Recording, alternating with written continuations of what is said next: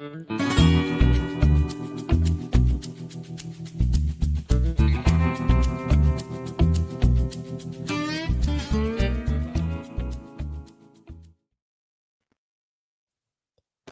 Hey, good everybody. looking. Hey, what's you know what the topic tonight? I was like I got to put on a button down. I got to put on my wife's medium-sized sweater because I don't have one right now that's pastel, unfortunately. You And be then looking kind of 80s tennis player hot. like I don't belong. It doesn't look anything like me. Well, I have to say, I would have considered going on a date with you. You know what? I will take considered. And the reason I'll I say take- that is because if you would have asked me to play tennis, I would have been like, yeah, screw you. And then it would have been over. I don't play tennis. Double H is trying to get me to play pickleball. And I'm like, yeah, I'm not so sure that's me. I had a roommate, Chris. I absolutely love him. I get to see him on Monday, and he played tennis. And he played tennis for the university I went to. And he tried to teach me. And I don't know how he doesn't look like Gumby because he's just as lanky as I am, but I look ridiculous. There are limbs going in all different directions that just should not.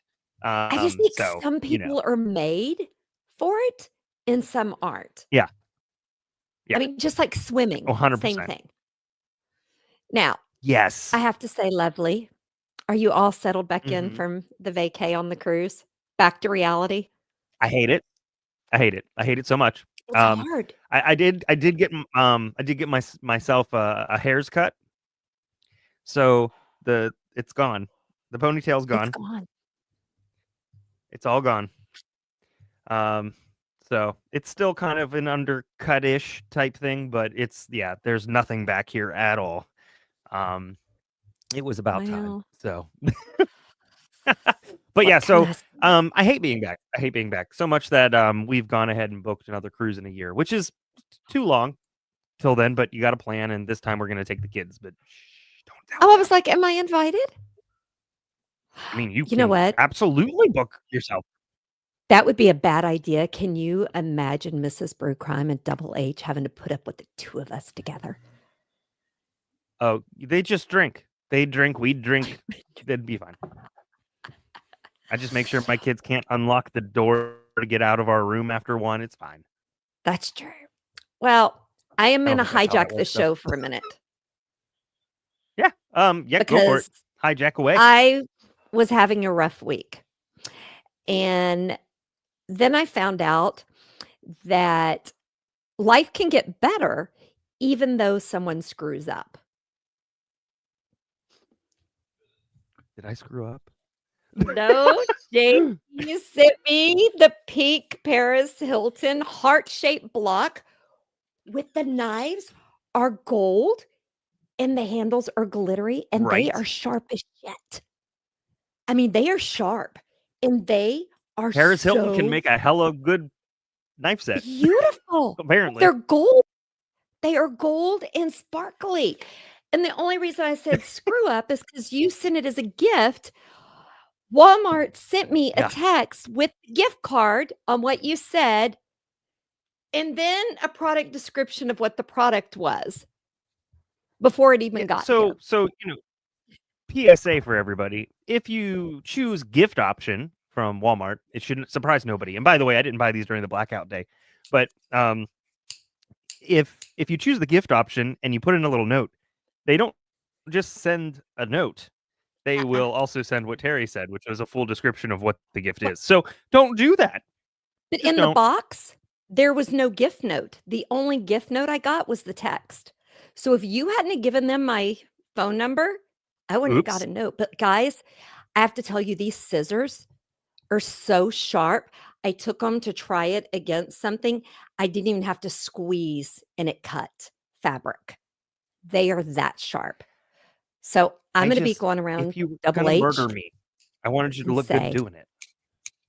So thank you. I love them. And I asked Double H, I'm like, can I put these in the kitchen? And he was like, of course you can. So, who am I to say no? Thank you. I love them. But my next thing, I have a small rant. I don't know Go for it. how many of our viewers are on TikTok. I shared this on Discord in our executive chat. I love Discord. I mean, I love Discord. I love TikTok. The people I follow. Mhm. Guess who is now on TikTok as herself and is I will. proclaiming to be an advocate for her and her daughter? Now, before you answer, I'm going to just go on the record right now and say, she guilty. She should not be advocating. No, and I can think of a judge that we've spoken to who would agree. Yeah. So, That should give yes, you a I nice hint. was shocked to see that be on TikTok, and a lady that I follow, Bennett Peach, who is amazing. She did a post today and she was like, I blocked this girl, and so many of my followers were following her. I blocked all of them. She's like, I don't care if I lose every follower. And so I sent her a message and I was like, well, how can me or somebody on the team follow her just so we can see her craziness and talk shit about her and you not block us? Yeah, and I mean, you guys, if you haven't had a chance to listen to the Judge Blevins interview, please, please, please go back and check it out. We will make sure that we have a link. We'll see if we can get a link in the chat But we're not somewhere going to for you all. mention the crazy But what girl's he had name. to say was more than I thought he would say. So give it a listen. It's a great interview. It is, but because we're covering such a well-known case tonight and a very important case, I really needed to say that because there are some people who make mistakes or circumstances cause actions and they're regretted.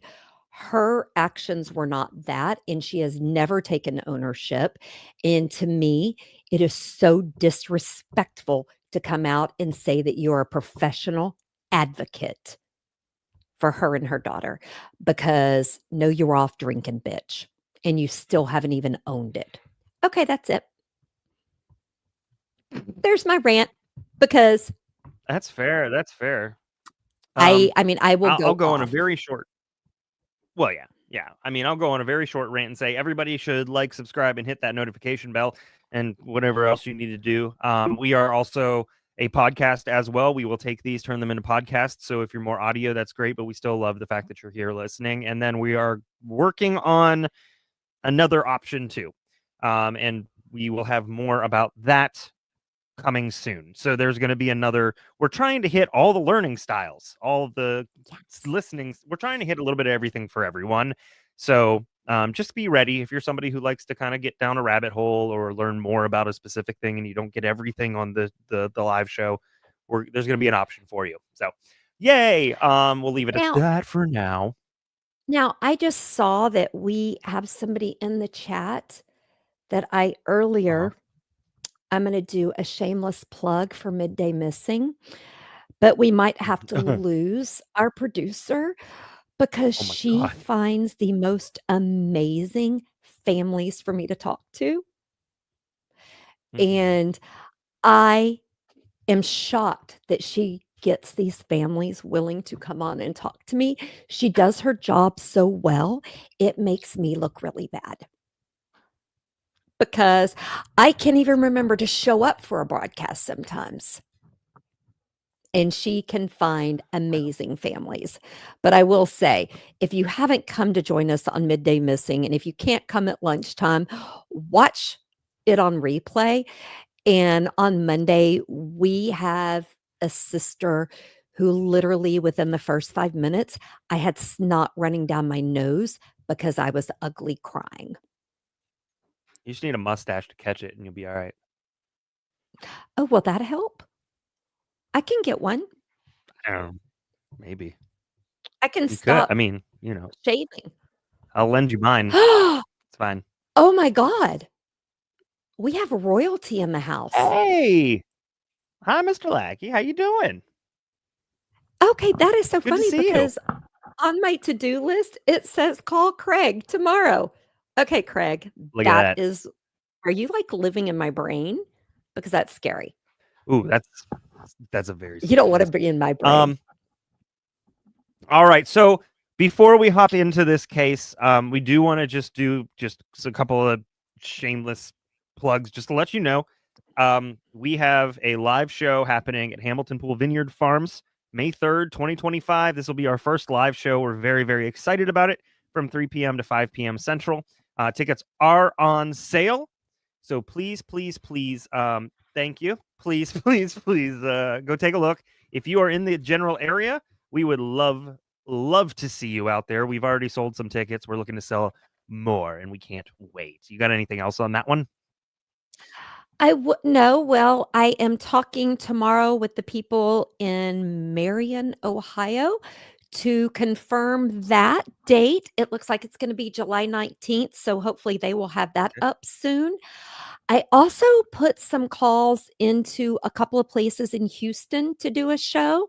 Since Craig's on, I might as well just tell him why I was calling him tomorrow. I want to, as I mentioned to you guys, I want to do a show in the Houston area where we recap Chase's case and bring it Good all idea. out from beginning to open and do it someone in the area. I even reached out to some place called Outlaw Brothers Mhm. bar that's in where I grew up in North Shore, and my nephew told me, Yeah. "Yeah, you don't need to go there, Terry. That is not a place you need to be." So, trying to find someplace a little safer for us to go. Are you saying I wouldn't Um, work well in this there? Is this too much? I'm not even sure I would show up like this Well, because he drat. said it's gotten rough, and I don't know what rough means, but, I don't wanna find out because I don't do well when Like rough. Tina Turner rough, like when she says it's gonna get rough. It's gonna get rough. I don't know. I don't know, it scared me. When he said, "Yeah, and there had been a shooting," I was like, "Yeah, no. Yeah, nope, I'm good." Well, and as if you haven't heard, and Terry, I don't know if you've said anything throughout the week, but we are there was something suggested to us by our producer, and she said, "Hey, cults, we should talk Oh, about something like yes. this." And she was like, "You need to talk about the Zizian cult." And then she started talking about it, and I went blank. My brain went blank. It shut down for a second, like it was failed AI. And but we have they have everybody's been working real hard, specifically producer Tara, producer Amy, who else is working on it? Is Lady in Gray working on it? Maybe, I don't know. There's a bunch. Lady in Oh, Gray, and Terry, Captain. JT, Captain's been working on it. Captain. Yeah, Basically, it just a takes a lot. But village. yes, and so this is going to be every Sunday until we stop. And it's going to be starting this Sunday on the 9th at 9 p.m. Eastern. And we are going to be doing a special investigation series because although this is a buck wild case, there are very few people talking about it. And so the amount of hard work that the crew has put into this, I'm very excited for you to hear about it. Obviously it's crazy, but that's we like a little bit of crazy. So here we are. Um, I will say I am so glad that producer Tara is agreed to come on with this because just the amount of research they've done in reading the story. I don't know if the peroxide, whatever they use to make my hair blonde instead of gray, is going to my brain. I can't wrap my head around it. It's It is so much. Oh, yeah, it's a Belle lot. just said It's a North lot. Shore's been rough for a while. Belle, North Shore was rough when I was there, but we had showdowns in Palomino and you were safe there. Okay. Apparently, this place is where showdowns used to be for those people who know where that is. But anyway, the Zizian cult, I am going to just say it will probably be the craziest, most mind warped thing we have ever covered. It's like if you thought an episode 6 plot twist was crazy, there is like a plot twist every single episode. It's insane. It's I'm talking it up, but there's a reason for that. One, it's good business, but two, it's insane. I mean, but it's also a good way for us to indoctrinate our cult that we're gonna build, Sure. where everybody has to wear pink and drink wine. I'm getting there slowly. And believe me, if you don't have pink, Terry will send you some. Yes, just ask producer Tara. She's gonna be decked out in pink and that glitter I sent her. She hasn't said anything about the glitter, so I must have done really well because I kept it very simple. Or she just hasn't I opened it yet. You know what? We should talk think about our wine pairing, shouldn't we? I was gonna say, I think this is what they call avoidance Well, because this is a topic, girl. So here's the deal about this case. It's a little longer because it's a little more detailed, and we're covering a lot of stuff tonight. So, just know it's going to be a little longer than our typical. We'll see how it goes, but we've got a lot of visuals thanks to producer Tara and Amy and stuff, and so I'm very excited to be able to do that for you. Also, Amy just gifted 5 memberships, so thank you, Amy. There she goes As if you again, don't do just being amazing. right? All right, so drinks. What you drinking? Do you want to go first? You want me to? I will go first. I don't have it in here Okay. because I threw it away, but I am doing the black box rosé. And the box says it has enticing notes of strawberries and raspberries, and it's light, refreshing, and fruit forward. And guys, I'm gonna have to tell you, it tastes even better than they say. But I will tell you, I've had one glass and I'm already kind of feeling it. Oh So it God, might be one of those that gets you drunk really fast because it is so easy to drink. But it's pretty dang yummy. that sounds good. It sounds good. I've had black box wine before. It's pretty good. I've Um, never had their rosé. I have pulled. I had to look for it, but it's by California Dream Wines. It's their Pinot Grigio. I think it's a really pretty. It's a really pretty label. But I picked that because the sun, the surf, the palm trees, not a care in the world. That's the California dream. That's what it says on the label, so it must be true. But that's seemingly where what the actions of the Menendez brothers wanted. So, and apparently I have good taste because producer Tara also almost had that tonight. It was on the lovely bottom shelf, a lovely $5.75. I was very appreciative of the price. Where did you get I do that not at? skimp. Where the heck do you find that for $5.75? Kroger, the grocery store. Oh, yeah, we don't have that. Oh, well, it's reasonable is what it is. It's really not bottom shelf. It's kind of like second from the bottom shelf. So, I fancy. Um I mean, that's she exciting. bought a bigger bottle instead. I think my box, because it was a box wine, I think it said there was 4 bottles in the box, and it was I'm glad you $16.99. finished that sentence. No, Lady in Gray.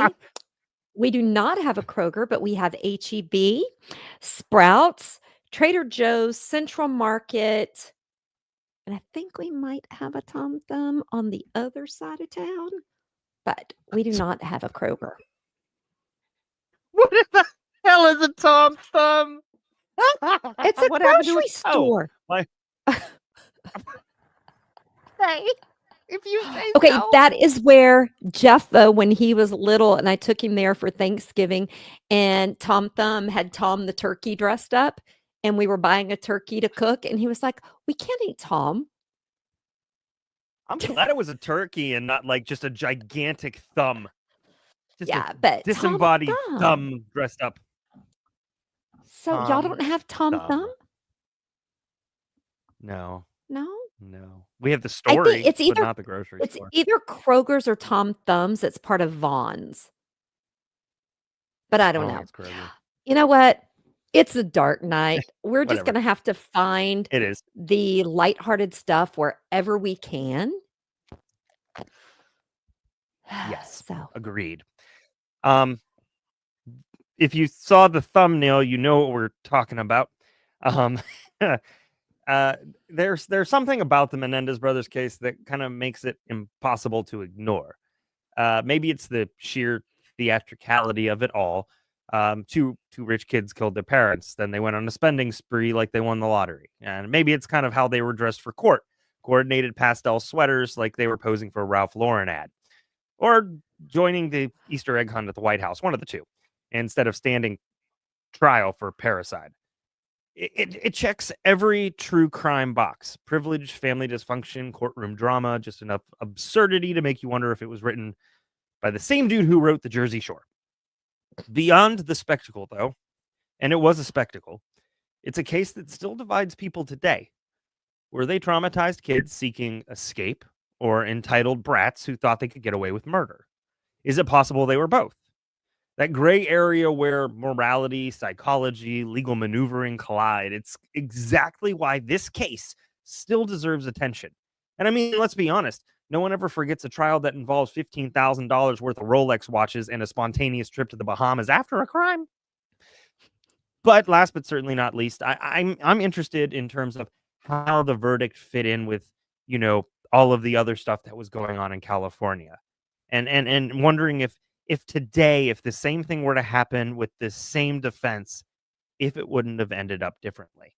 And so that's something that I'm interested in talking about tonight. And you won't see Terry and I battling back and forth. I think we have pretty much the same thoughts on this trial, same conclusions for the most part. So sorry, you're not going to get a debate, but we are interested in reading what you have to say. So please participate in the chat as we're going through it. And I'm going to hand it off to Terry. Well, and please, I'm going to just say, bless your heart. You said $15,000 worth of Rolex watches. You realize that's one watch, right? Is it? I don't know. They only sell Rolexes as a resale. They only sell used Rolexes now. They rarely make new ones. Though they still do, but they're like They do. really expensive. I'm like, I can't afford one, but and it's not on my bucket list to have one, but I just always think it's cute because it's something I said to somebody one time. I was like, "Oh, I can't wait until I can afford a Rolex. I'll try to save up like $5,000." And they laughed at me. That is the cost of a Braymont watch. I was like, wow. But not a Rolex. So just going to tell you guys up front, this case is very emotional for me. It hits a little too close to home, but I think it's a very important case because as a survivor of abuse, I understand why Kyle and Erik wanted to kill their parents. The trauma and the pain that they endured, if you've never lived it, you can't imagine it. And their actions, I think, stemmed from years of suffering. Now, with that being said, I do not think or excuse what they did to their parents. I empathize with their experiences after someone who's lived it. I do not condone vigilante or killing your parents. But on the other hand, I have empathy and some understanding because murder's never the answer. And we all know their choices led to devastating consequences. And the case fascinates me because I think it raises complex questions about justice, abuse, and our legal system and the way we handle it and long-term trauma. So I think that is why it is so much still a case that needs to be talked about today because we need to do better as a society in how we take things into consideration. Yeah, I agree. I'd like to think we've advanced a little further than when this was tried the first and second time. I don't know. I think in some areas we have. I think in other areas we've probably regressed. I would hope to think that this was handled a little bit differently, though. But I'm interested in getting into this, so I'm interested in hearing. Let's get started with your spot on there. So let's get started. I do want to give a trigger warning. I am sure you've heard about Kyle and Erik Menendez and the Menendez brothers case, but there is a lot of disturbing information. We are not going to get into the details, but I do want everyone to know if sexual assault, emotional abuse, child abuse, I mean, any of that triggers you, come back and see us next week. This is not Yeah. the time for us. I can't even tell you when to come back because unfortunately this case is filled with it. So, Yeah. Yeah. Lyle was born on January 10th in New York in 1968. I was just a gleam in my parents' eye, but and Erik was born on November 27th, 1970 in New Jersey. Now, I was 4 months old then, so, who knows? But their I parents won't say were anything. José and Kitty Menendez. I gave you that knife block set. I should Photo. shut up. Look That's at what that is. Look at that photo. It's adorable. It is so cute. I am sure that I have photos like that holding my brother. Yeah. Oh, that's right, you're the oldest. I Why do I am the always think you're the oldest. youngest? Yes. Probably because I act like it, minus the daredevil. But for the most part, I'm pretty responsible. Although, You are. being a single military dad, my brother's pretty damn responsible. So, you know. And he's kind of attractive, but we're gonna move on. So, Jose was a self-made Cuban immigrant who worked very hard and became very successful. And I'm gonna be honest and think because he was an immigrant and he worked so hard for that American dream, it led to him having very high expectations for Lyle and Erik. I also wanna say Kitty Yeah. because we don't talk a lot about it, but We don't. there is so many things I read that make me think that she also suffered abuse, controlling, and but I can't excuse her because she did a lot of bad things too. So, Yeah. but Yeah. their dad was a strict disciplinarian, and guys, he demanded total perfection. And I am just going to say there is nothing that can be done perfect. I'm sorry, we are humans. We are not meant to be perfect. I don't care how hard we try, but Jose expected them to be perfect in school and athletics. It's a total nightmare. I mean, I did a little bit of research kind of seeing kind of how this was playing out in terms of his role with them and that kind of parenting has the complete opposite effect. And I was looking at it and the NIH says that basically demanding perfection from a child can lead to significant negative effects, including anxiety, low self-esteem, fear of failure, tendency to self-criticize, and a reluctance to take risks. And as children internalize that message that they're only valued when they're flawless, this hinders their overall development and well-being. I think a lot of times working towards becoming an adult is about what Miss Frizzle says, which is taking chances, getting messy. You know what I mean? Like you got to take Mhm. chances, you got to make mistakes in order to learn from them. And if you're always supposed to be perfect, I mean, no, it's not going to happen. But I mean, I already have enough on my plate with imposter syndrome and recovering Catholicism. Thank you. So I do not need any more. You got that Catholic guilt. I got the same. I mean, Oh, I it's work it for is it is perpetual.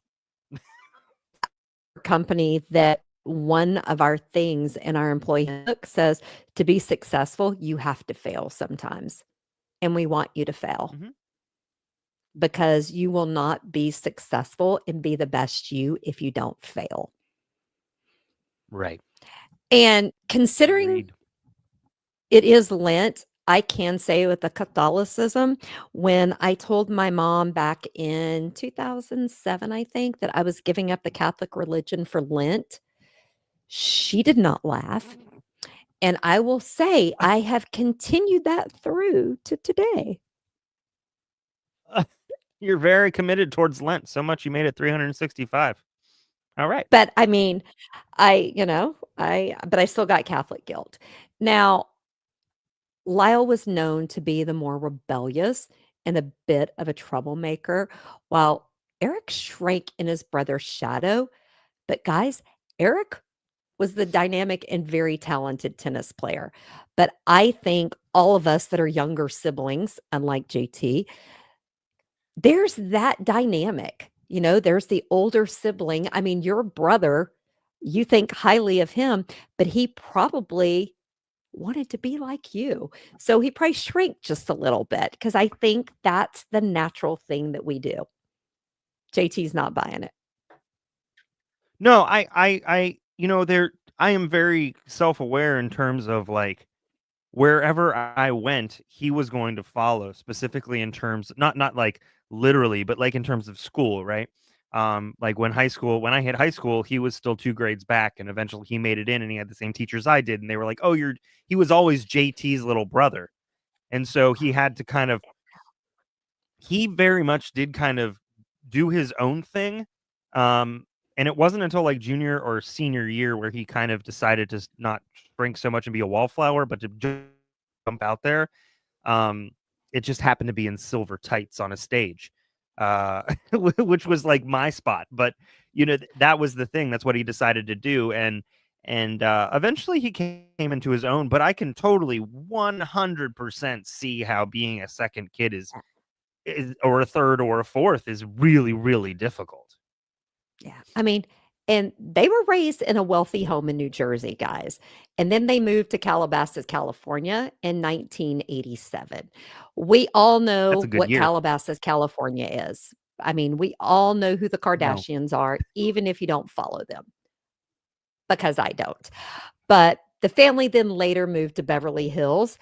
I do know 90210. But the reason they moved to Beverly Hills from Calabasas is because Lyle and Erik were caught breaking into houses in the neighborhood. Guys, I'm going to just tell you, with what was going on in their home, that was a cry for help. You can all disagree with me, but that was a cry for help. Now, I just want to say this next thing is not a shame. I find it very enduring. And I too can say I had some of this. Lyle had a very large collection of stuffed animals, and he was very attached to them, and he still played with them Yes. into his late teens. Guys, he was teased by others when they found out.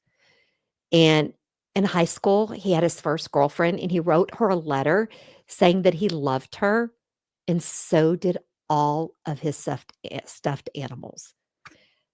Guys, that is sweet, but that is a huge red flag because that is who he felt safe with.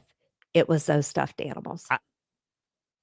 So it's going to come up again. I want two things. I want to say this one thing, and then I'll give an admission, which is going to make everybody fall on the floor laughing. So this thing with the stuffed animals is going to come up when we talk about the trial, and I'm sure Lyle was like psyched to have this discussed in court. Probably not at that point, but hopefully the prison wasn't watching. So I get it. Like sometimes, like in high school, I didn't have a girlfriend. I had a girl I was interested in, and it was Valentine's Day, and I listen. I love Papa Bruce Crime so much, but this time he did me dirty, and he said, "You know what you should do? You should write a letter and get her a Yanni CD." That was a terrible idea. Nobody know.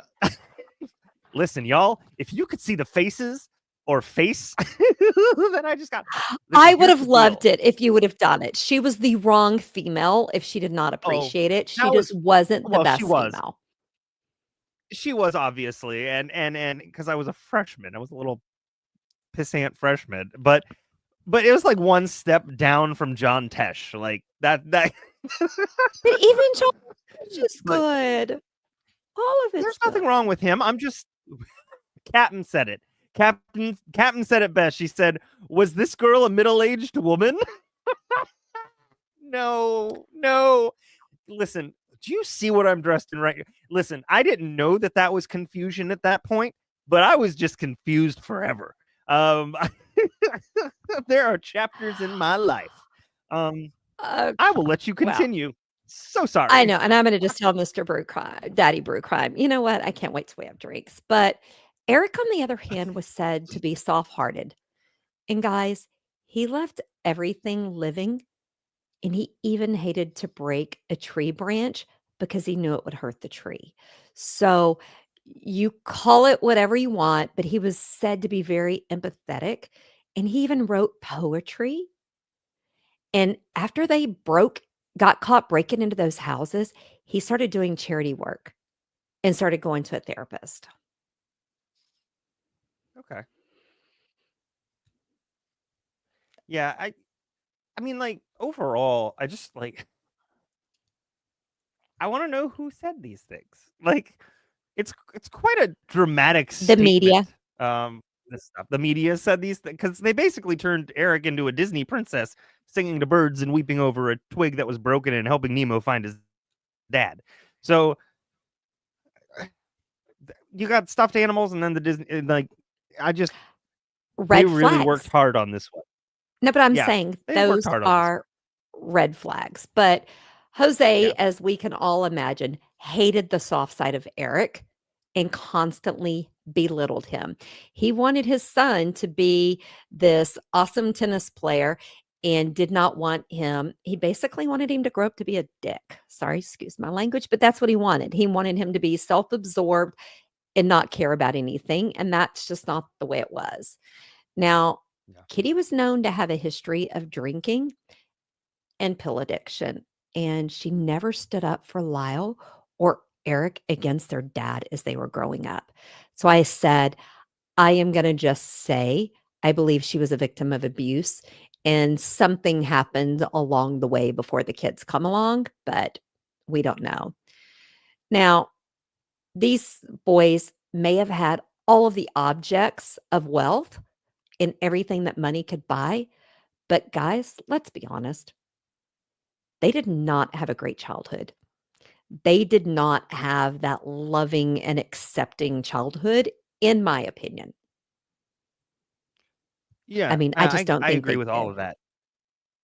Yeah, no, I agree with all that. I think the trouble overall is kind of the information who we get it from and who's still trying to keep up that facade. I mean, these are troubled people and people assume kind of folks with money live this charmed life, but it's third eye blind informed us that it's a semi-charmed life.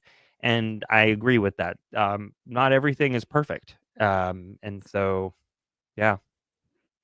I mean, it's just like all the little girls that want to grow up and live in a castle. Do you really want to live in a castle? Because a castle is nothing but a fishbowl. I have one thing to say to those girls. Let it go, let it go. Don't So I hold want you yourself back to anymore. Okay. Okay, I could sing it all, but look at that family photo, and this may be tacky of me, but I think in the dictionary, if you look at dysfunctional family, they should put that photo. Well, I mean, we don't want to listen. Let's not talk J.C. Penney's down too much. They did some decent portraits. No, I'm not talking about the photo. I'm talking about the people in the photo. In the Ah, photo. yeah, probably. Yeah. But Lady in Gray just brought up what I was getting ready to say. They are not touching. They are standing away from each other. That is like a business photo op that you do as board members and you don't really know each other, so you don't touch. That is not a loving family photo.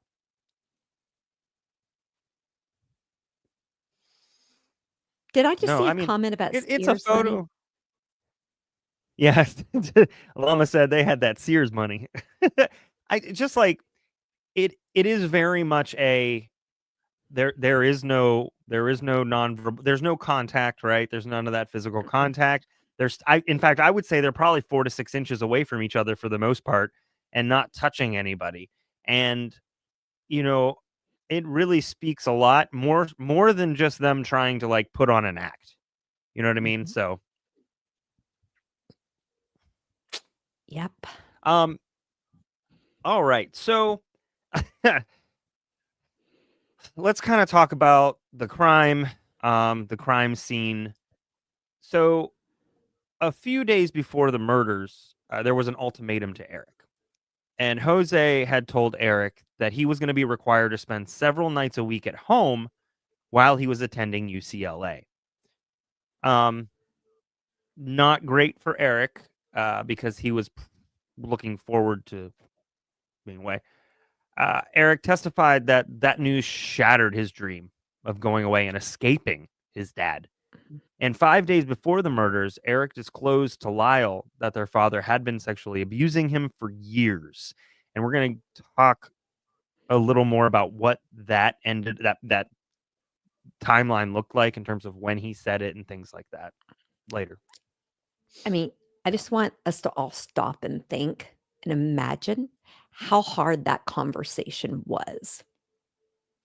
Okay, because I'm gonna just be honest, as someone who's had to have a conversation like that with family members, I'm gonna tell you it's gut-wrenching and brutal.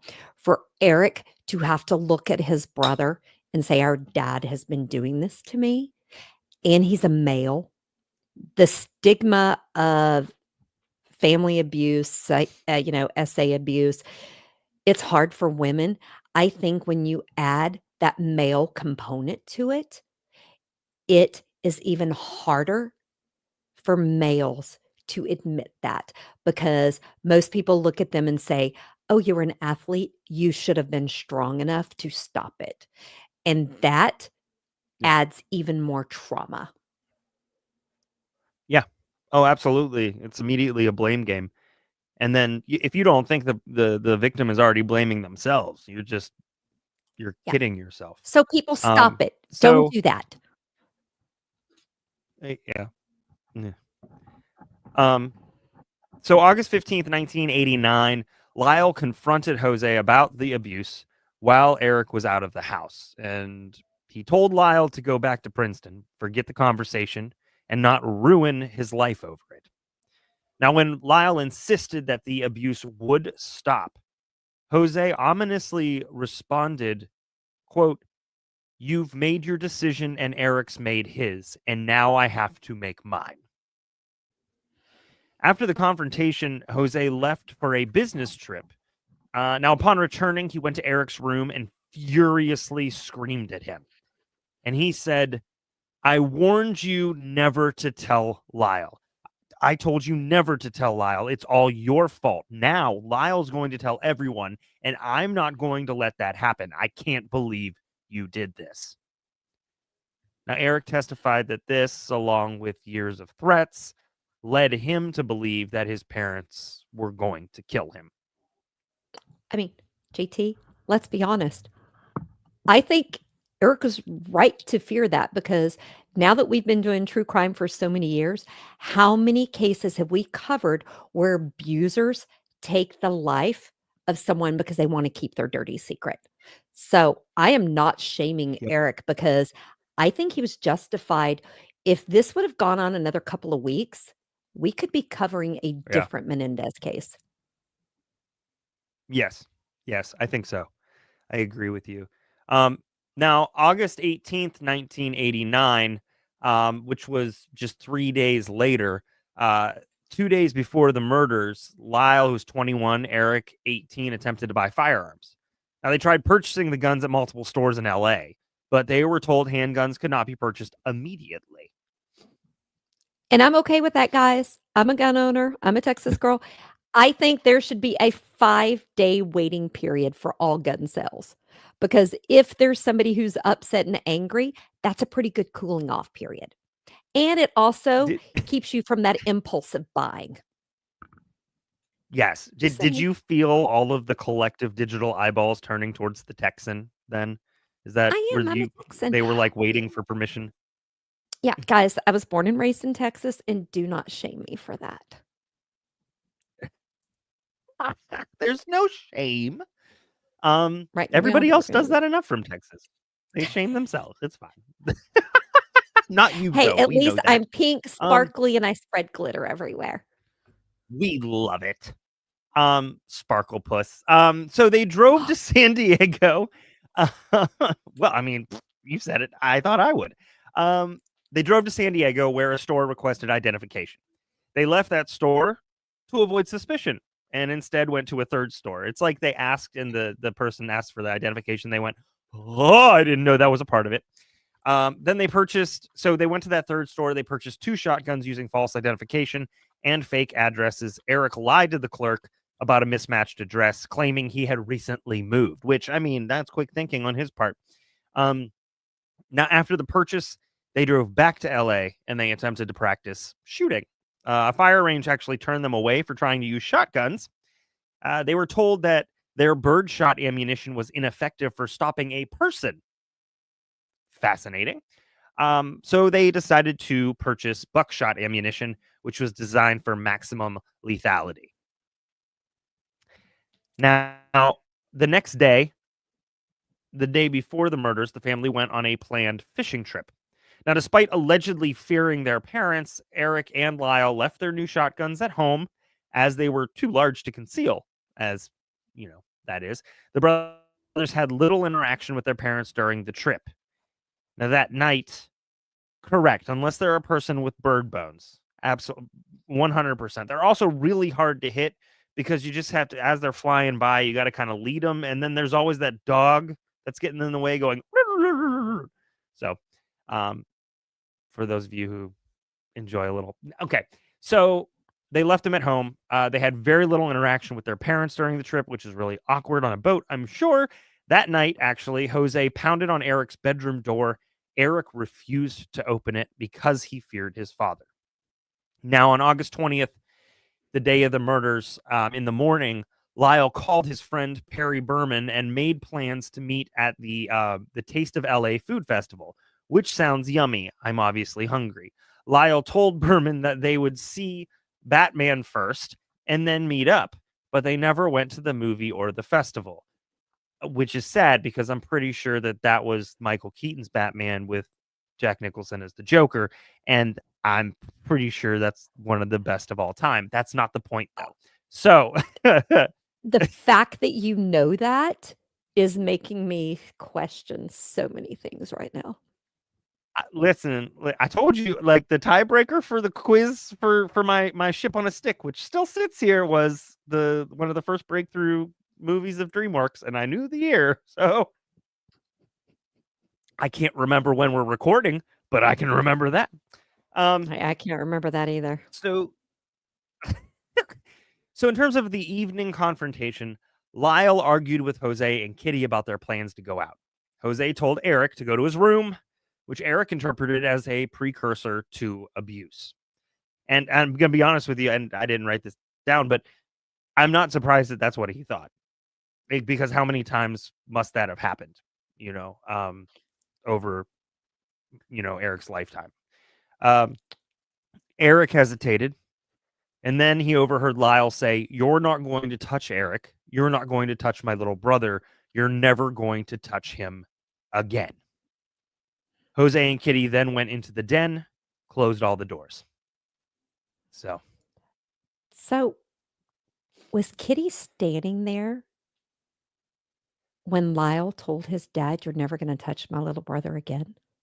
Because when we say they went into the den and closed the door, was she standing there and heard that and didn't protect her kids?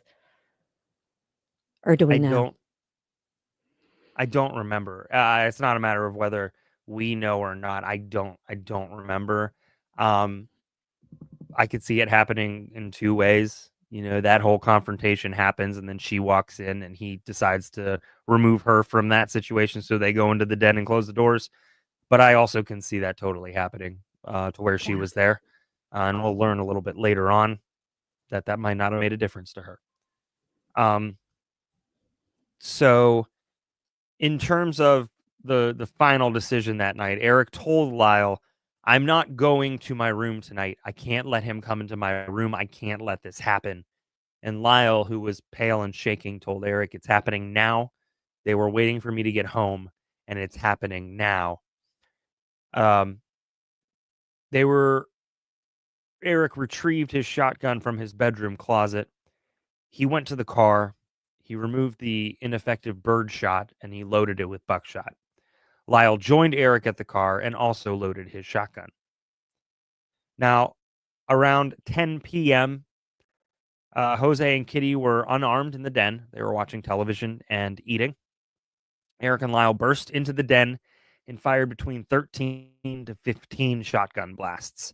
Now, we're going to show you some photos. I promise you that this is not overtly, we are not sensationalizing this in any way, shape, or form. If there is anything else in addition to the scene, it's blurred. And we'll probably put up that, we'll do a warning about that a little later too. But Erik testified that he immediately started shooting upon entering without stopping to assess the scene. Now, after the initial round of gunfire, the brothers left the house, they went to the car, and Lyle reloaded. The final shot, which was apparently fired while Kitty was still alive, was done while the muzzle of the shotgun was in contact with her left cheek. Jose also suffered a contact gunshot wound to the head. Jose, in total, suffered 4 gunshot wounds, while Kitty was shot 9 times. Jose's legs sustained gunshot wounds inflicted post-mortem.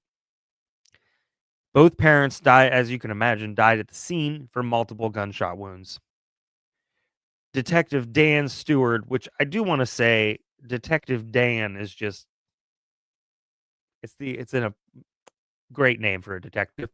But Detective Dan Stewart, a retired, huh? I said it is a great name for a detective. Yeah. It's very close to Lieutenant Dan Ice Cream. That's what I think of. All right. So Dan was a retired Beverly Hills police detective, and you can see the quote here. I've seen a lot of homicides, but nothing quite that brutal. Blood, flesh, skulls. It would be hard to describe, especially Jose, as resembling a human that you would recognize. That's how bad it was. And this was it's not a huge, I mean, it's a big area, but people tended to know people, and people knew Jose, and I'm sure that was quite a shock to see him that way. Yeah. Now, the crime scene was horrific and it was brutal. But I have to say, back when it happened and they released the photos, all I can remember thinking was how angry and hurt those boys had to have been to do that. So all of that built up in them and feeling that that was the only way they could survive was to kill their parents. Yeah,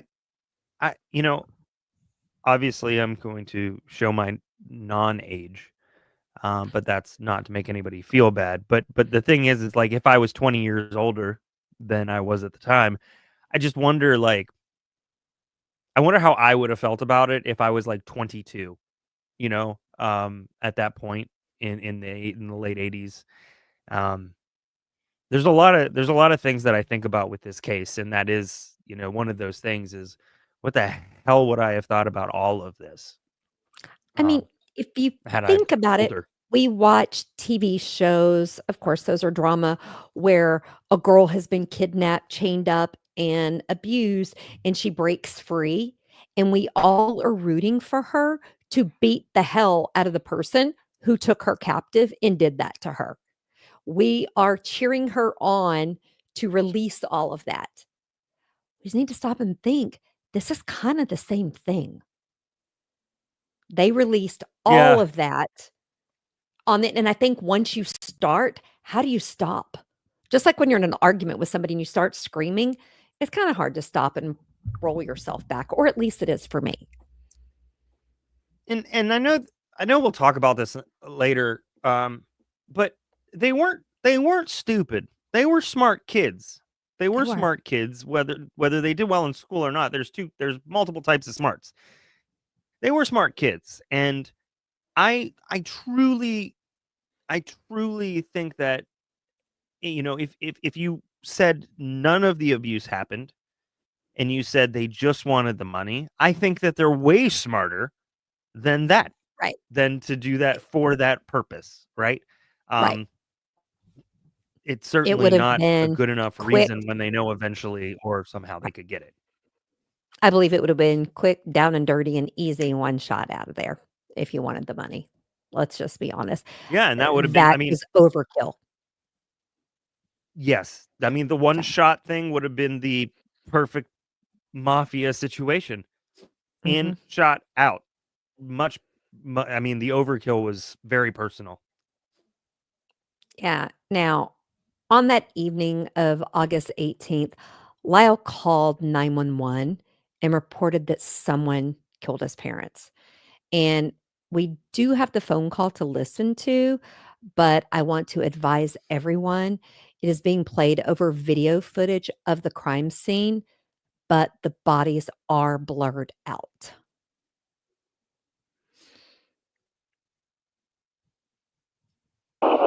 Beverly Hills emergency. Yes, please.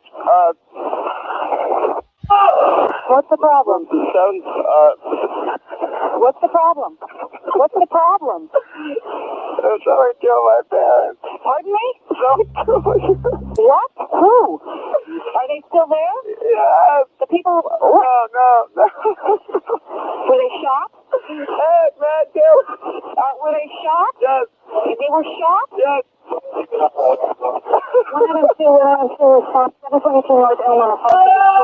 What happened?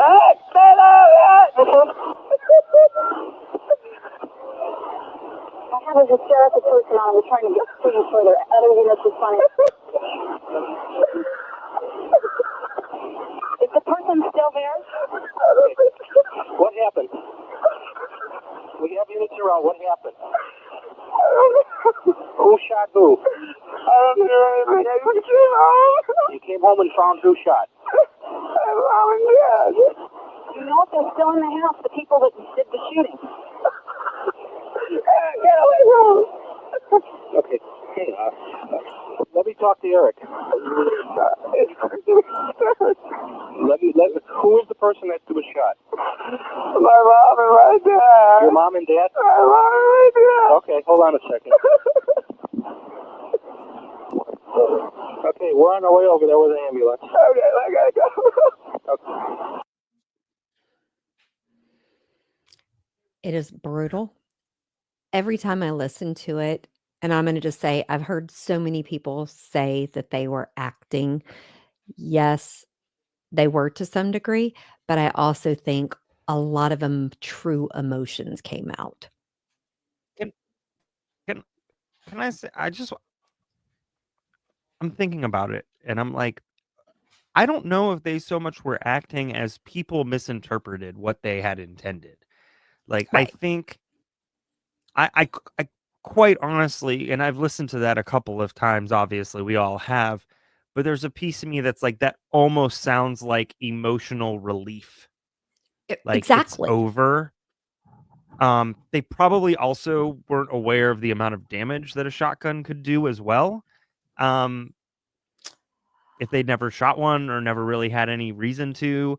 But for the most part, and my main point is, it sounds almost like an emotional release from relief that something was over. And I think that as people who are listening to that saying that they're acting, I think it's them misinterpreting that emotion. I think that's a true and warranted emotion.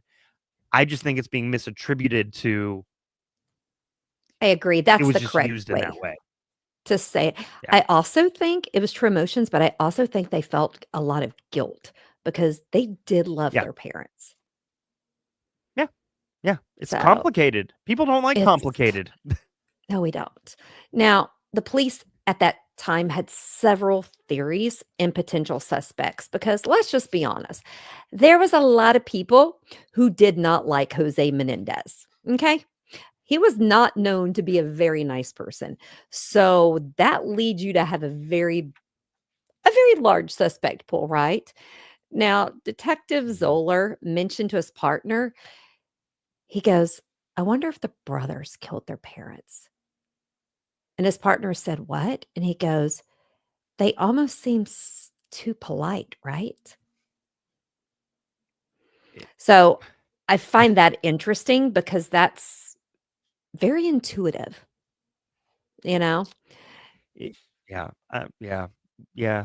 There's sorry, there are certain things like I'm thinking about as we're talking about this, and I'm like, there's also this air of they've been putting on a face and a mask for so long that it Mhm. just hasn't dawned that they don't have to do that. Right. And so that role that they're playing, they're still playing it. It's like a method actor who can't get out of a role, like Mhm. Heath Ledger and the Joker, And the like Joker, yeah. that. And he didn't. Yeah, that we can talk about that another time. But yeah, I mean, I think that is seriously some of the stuff that confuses people is because they don't understand. Irving Goffman has an entire theory of in front stage and backstage and the masks we wear and the roles we play and things like that. And it's very interesting to me as a communications person, but they were always front stage. And when they were backstage, they were abused or mistreated. So they didn't have Mhm. a backstage. So they were Right. always front of stage. And it is impossible to remove a mask when it is just stitched in. Mhm. Now, the police thought maybe the mob was involved. Okay. So Lyle and Erik moved to a hotel and hired bodyguards. And I'm going to just say they probably felt safe having those bodyguards, even though they knew the mob wasn't coming after them. Let's be honest. Now, it took months before the police started looking at the brothers. And it has been said by a lot of people in the media that due to police failures, the brothers were not looked into earlier.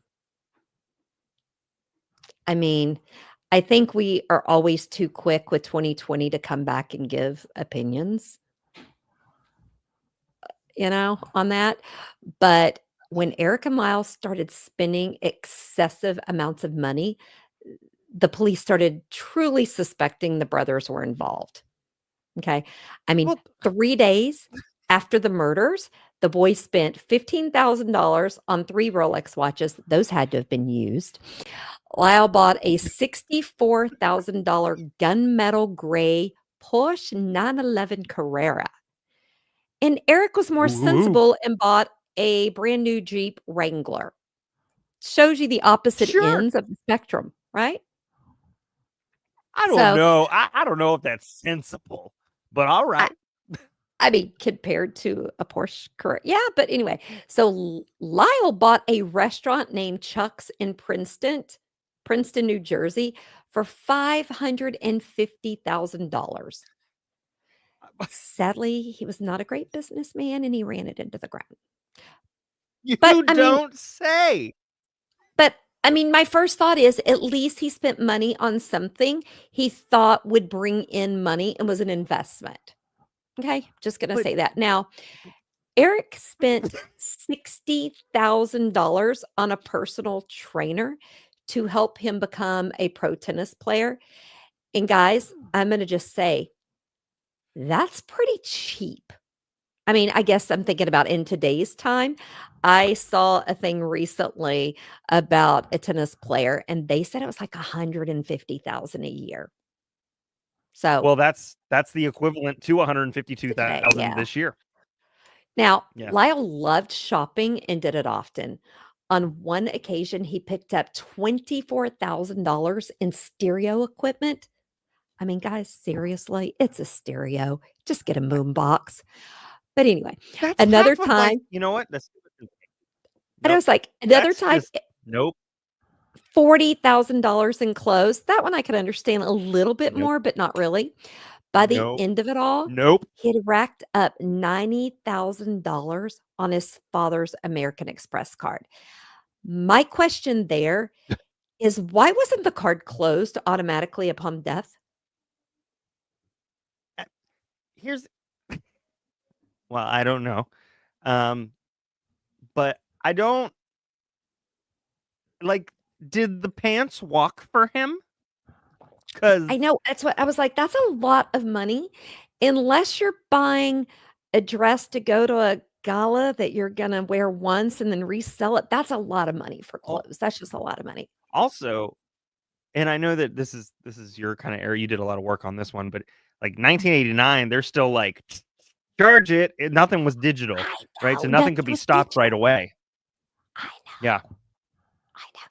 And the boys also went on several expensive vacations and managed to rack up thousands of dollars in bills, partying with friends, ordering room service.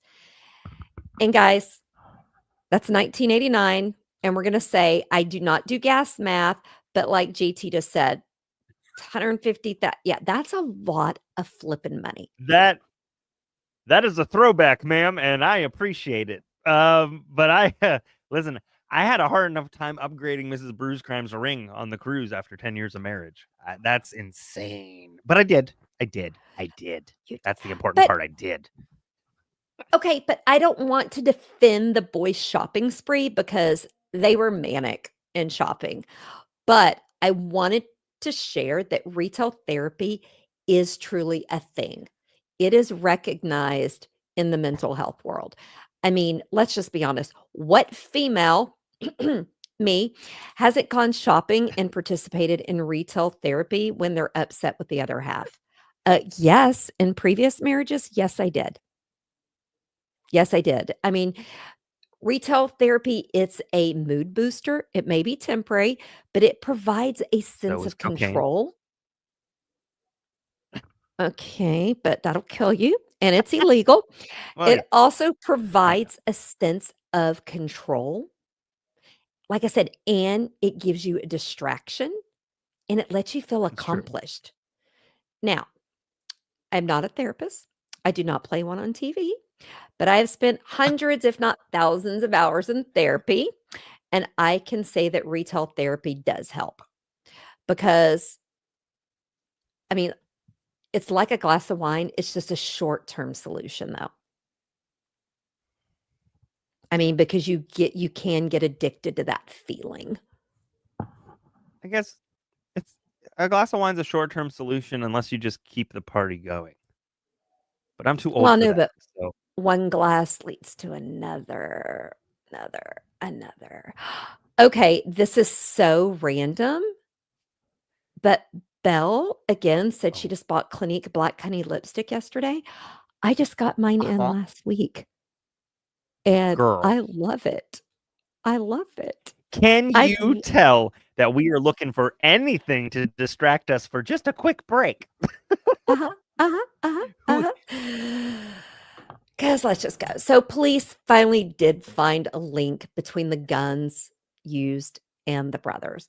Police discovered that Lyle used his roommate's stolen ID card to purchase the guns. And police find out that Lyle hired a computer guy to delete all of Kitty's files on her computer. And guys, that was so that the older version of the will for José would be gone. Or no, that the older one would be there and be the only will. The new one would not be there. One, Yes. did Lyle's roommate look the same as Lyle? I don't think he did. So somebody didn't look at a picture. And two,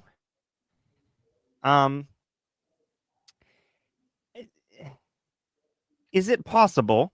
And I don't know if we've actually, I don't know if we talked about this, but is it possible, because I didn't read anything about it, that the computer guy they hired to get rid of all of her files in order to have that will, is it possible they also deleted a bunch of stuff off of Kitty's computer that could have gone to proving what they were claiming? Probably. And when It you was talk about the 1989, so I ID, don't know how. We're talking megabytes, not gigs, but I'm going to admit this because I'm going to guess the statute of limitations is out. So back in 1987, one of my friends was 21. She was 5'2", blonde hair and blue eyes. I went down to the DMV and said I lost my license. They took my picture and gave me a new license, but I had given them her name.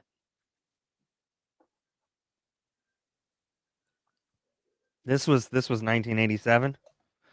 So I'm going to just say, You remember when? 89. No, You remember when? they weren't looking. Don't you be putting that in there. Don't you be putting that in there. But I did it because I needed to be able to take drinks into the stomp and to be able to go to Club 6400. Okay, let's just move on because I did it. Now, come at me because maybe a night in jail wouldn't be so bad. I am sure somebody on this podcast would help get me out of jail.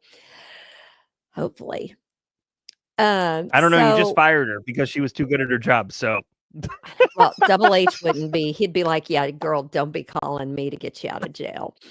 So now, you know I'd be Erik, there for you, like I know. friends. Erik called his therapist, and I'm going to just call him Ozell.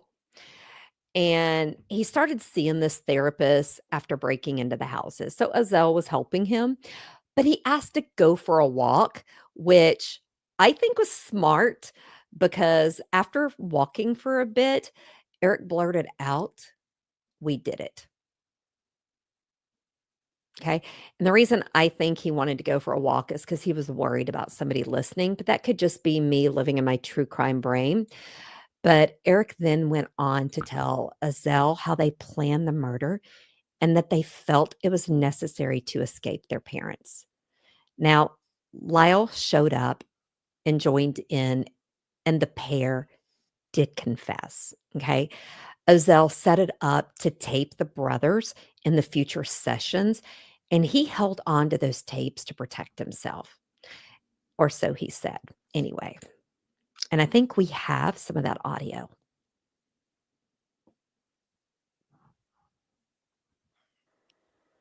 Father and my mother were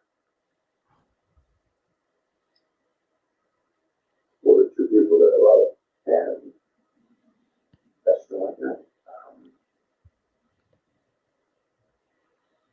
it doesn't matter what they were or what they actually were. Whether it's a benefit as well. They were there at time in my mind before this, led up to the fact where I had no choice or taking no choice.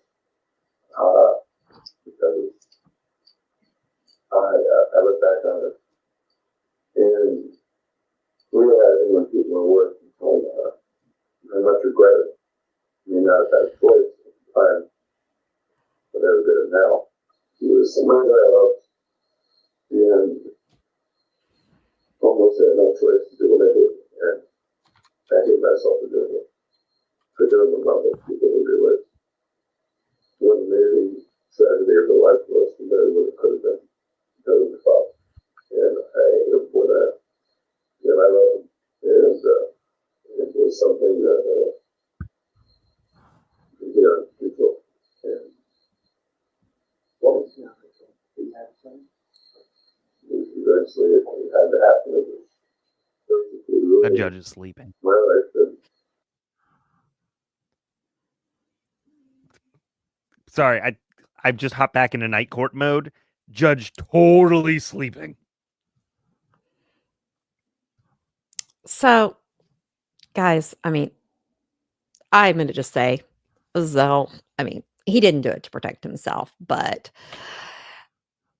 Ozell was having an affair, okay? And his little mistress name was Judalon Smythe.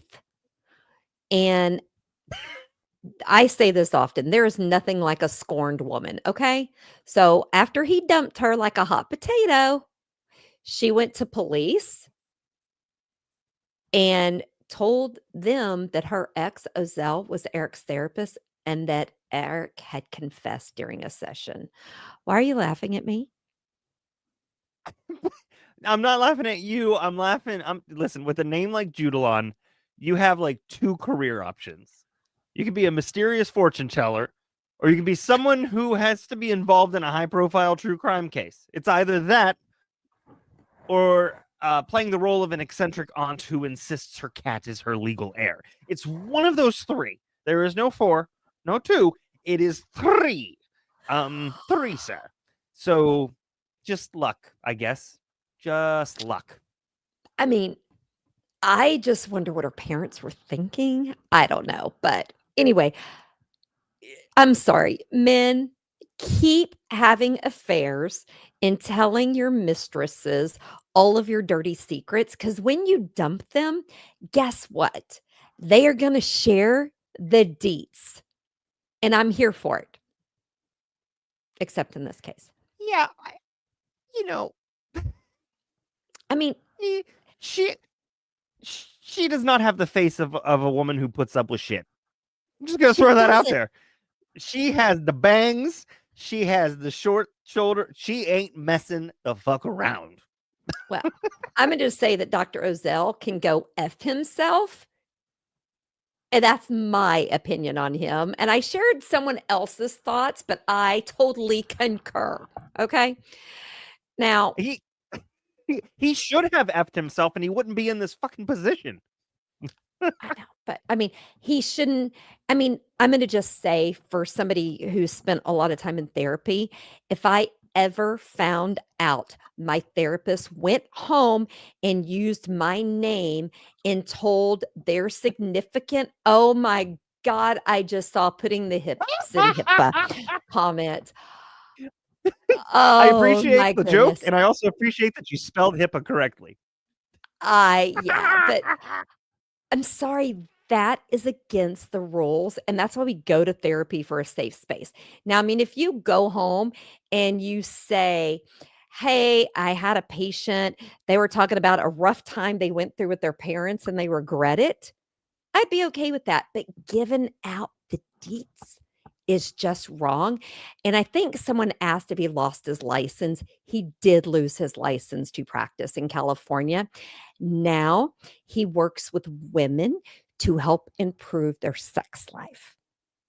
And if you want his website, let me know and I will be happy to send it to you. What?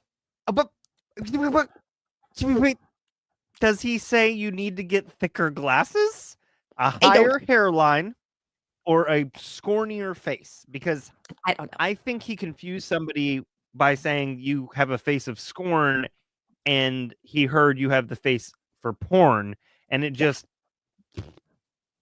Yeah. So we're doing that because we're getting into the heavy stuff. March 8th, Yeah. 1990, Lyle was arrested while out driving to lunch with some friends. Now, Erik was playing in a tennis tournament in Israel, and apparently he was doing very well.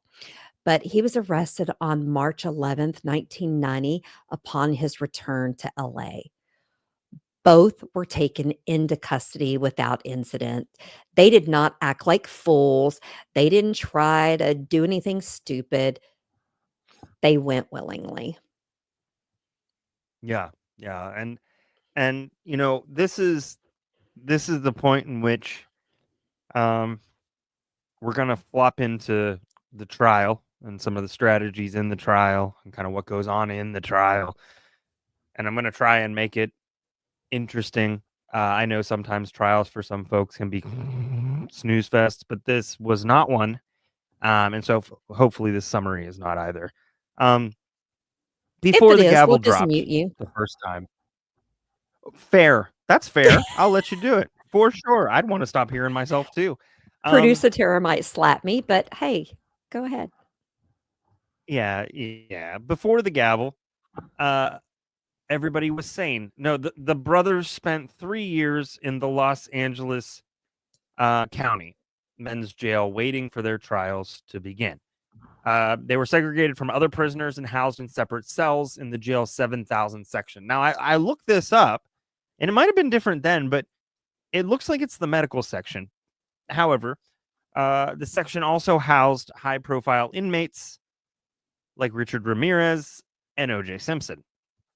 Ramirez. Is What that a Night VIP Stalker? list. Yes, Is Night Ramirez Stalker. Night Stalker? Exactly. Okay. Yeah. Sorry to Yeah. interrupt. What? You know what's really funny? Looking at that picture of Richard Ramirez, it looks like he's got like the devil and an angel on either shoulder.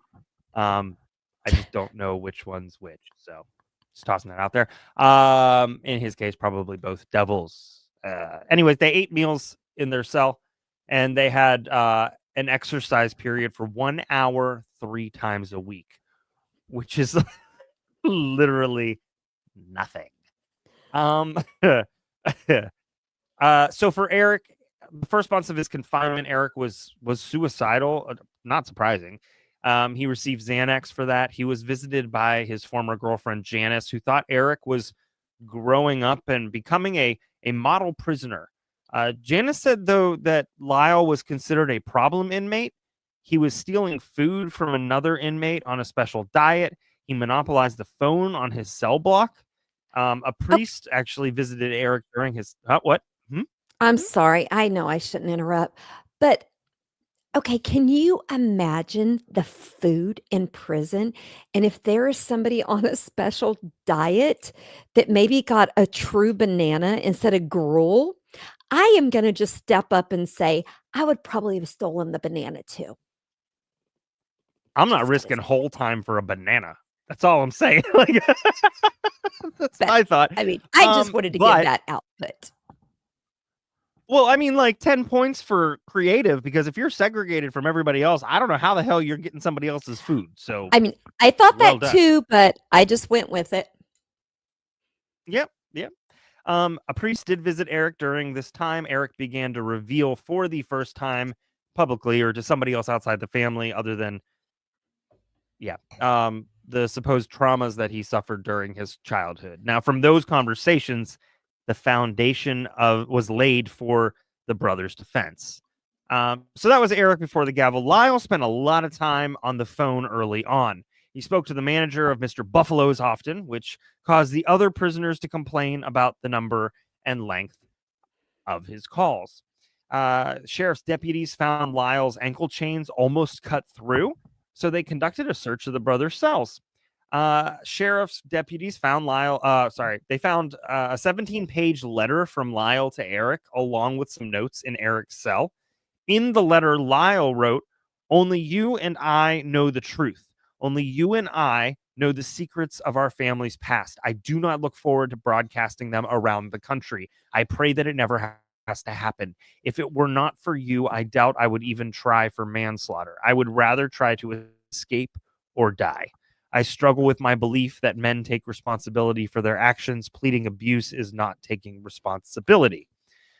So Lyle tells Erik in his letter that he would never testify against him. He gives Erik advice that Lyle believes José would have given him, which is interesting. Lyle wrote, quote, "I am not an ordinary person. I do not see things in terms of manslaughter and life terms. I see only win, lose, honor, and dishonor. Dad is watching, and I will not disappoint him a second time or Mom by giving up and having their deaths be in vain." Now, the notes described plans to travel to South America and then to the Middle East, and there was a drawing of a building with stairwells and doors. Deputies could not match it, though, to courthouses that Lyle had been in, so there was no connection there. I can't imagine being that person who has to be like, "Oh, look at this. Now you need to go connect it with what stairwell is this?" But they didn't Uh, have Google Image Um, back then, so you couldn't take a picture of it and just do nope. reverse Google search. No, he hopped on his bicycle, a la Wicked Witch, and had to figure it out. All right. So, December 8th, 1992, there was the indictment. Los Angeles County grand jury indicted the brothers on murder charges. There were two special circumstances that were attached, making them eligible for the death penalty. And those were a multiple murder had occurred as the brothers were lying in wait, and a third special circumstance it was a multiple murder had occurred. The brothers were lying in wait. There was a third. There's a third special circumstance, murder for financial gain. That was thrown out by the grand jury, which is interesting because it was utilized a lot by the prosecution. So Right. here we are. Pre-trial from arrest until right before the trial started, Leslie Abramson and Jill Lansing didn't reveal what their defense strategy would be. It's a good move. The prosecution thought the defense, it's such a good move. Knowing that LA was so hungry for a guilty verdict, it was Mhm. so smart of them not to Mhm. it was a good move. The prosecution thought the defense would gamble that they didn't have enough evidence to prove they committed the murders. But it turns out on June 9th, 1993, at a pretrial hearing, Abramson said that they were going to admit that the brothers murdered their parents, to which the prosecution said, "Oh, we don't have anything else." No. Um, but they were gonna prove that it was José and Kitty, not Lyle and Erik, who should be accountable for why the murders were committed, which that's a hard thing to swing. That's a dangerous way to swing that. But There was a reason. They would argue that Erik and Lyle were instilled with fear over a lengthy period of time, like going back years. And Abramson and Lansing were going to take the spoiled kids and portray them as victims of child abuse. Erik was considering becoming a professional tennis player, so tall order. And by that, I just want to clarify. What I mean by that is their image, and their image in the media was spoiled brats. They murdered their parents. They went and spent a bunch of money. Yeah, Rolexes, Porsche, etc. They were going to take that, flip it on its head, and while they utilized the real stuff, like they utilized what was happening. So this there weren't people that the brothers complained to about this. This wasn't very public. And I had initially written that there weren't any photos, but as you know, yours truly can be incorrect. I have a slew of people to let me know just in case. The reality is there were photos. There were definitely inappropriate pictures of them, and I did not know this. There were definitely inappropriate pictures of them in all kinds of situations, clothed, unclothed, more. Now, this was all while they were under 10 years old. There was also a time that Erik was taken to a doctor at a very young age, and there was oral bruising consistent with activities of that nature. So let's take a quick look at this video from the trial. You don't see anything inappropriate, but it does explain that it wasn't just José, as Kitty was complicit and complacent in the whole situation. So we'll take a listen to this video. These photographs were found in this envelope. This envelope has the handwriting of his mother, Mary Louise Menendez, and she had a beautiful handwriting. She was a school teacher. And she wrote Erik's birthday, November 1976. And inside this envelope were the original small prints. Now, I think almost as amazing as the fact that these pictures were taken was that these pictures were saved. You will see the envelope that they came in, and you will see the negatives, and you will see the original small photos, and you will see Kitty Menendez's handwriting that was on the envelope these photos were in, which says Erik's birthday, November 1976. She saw these photographs, and she kept them. Now, Yep. I am that type of person, just so people want to know, if they want to know what the photographs are of, because I did look, it is of their genitalia area focused Yeah, I in didn't on, go into and it. their heads are cut off.